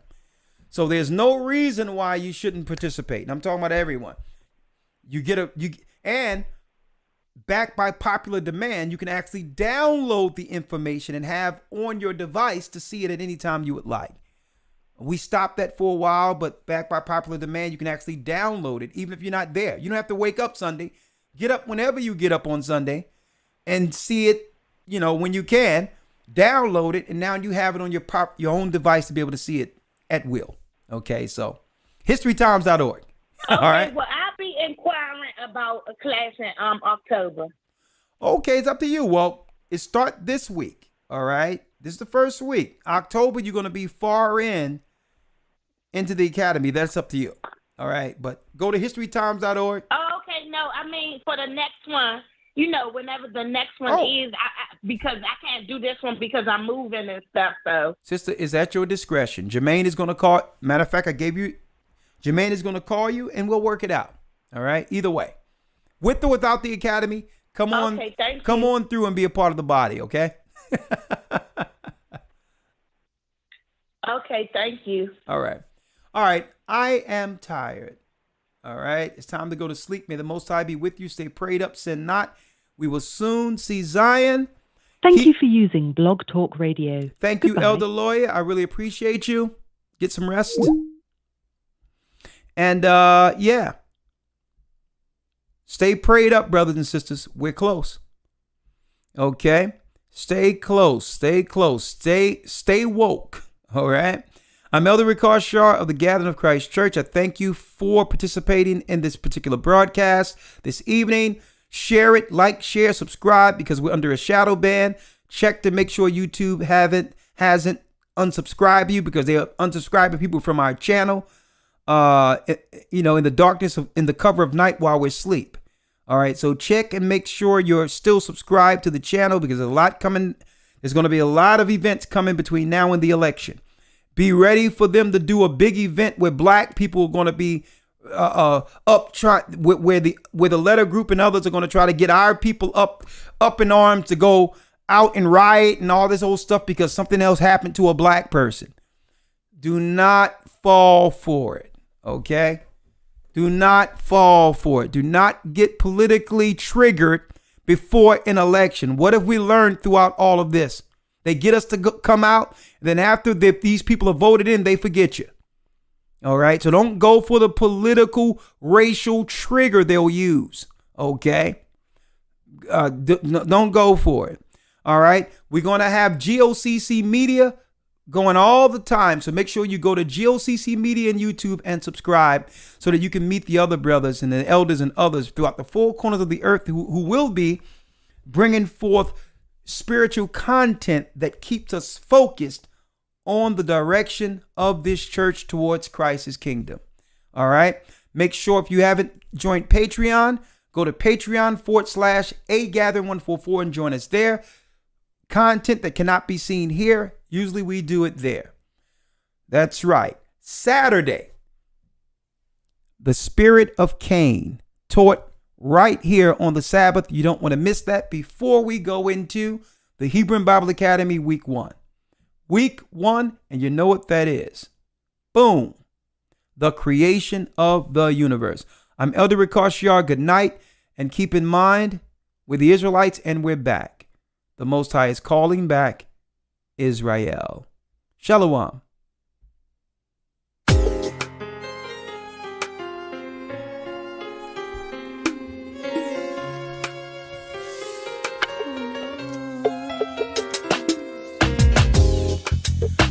East is where we're from. The 12 tribes of Israel. In 721 BC, the Assyrian king, he took us down, we fell. With a great escape we went through the Euphrates. The Lord held the water still. To a land where no mankind dwelt, we went.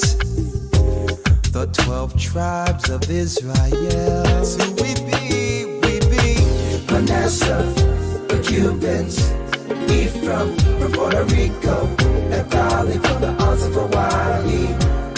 The Lord is calling back Israel. Zebulun from Panama, Gad, the North American Indians, Simeon, the Dominicans. Our highest gathering Israel. The Arabs and Africans told us at gunpoint. Together our wives and children then sold us. In the belly of these great ships we traveled in fear. By the rivers of Babylon we found our brothers here. A high gatherer in Colombia, Reuben from Australia, Issachar, the Mexicans. A highest gathering Israel. Judah, the Negroes, Benjamin, the West Indians, Levi, the Haitians. A highest gathering Israel.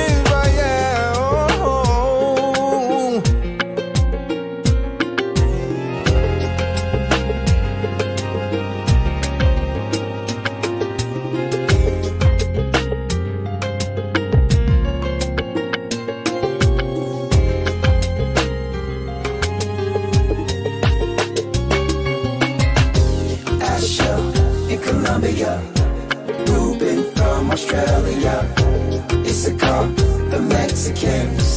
That's who we be. Judah, the Negroes, Benjamin, the West Indians, Levi, the Haitians,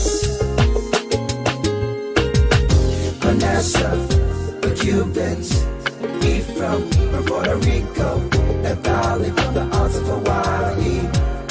The Lord is calling back Israel. Zebulun from Panama, Gad, the North American Indians, Simeon, the Dominicans. Our highest gathering is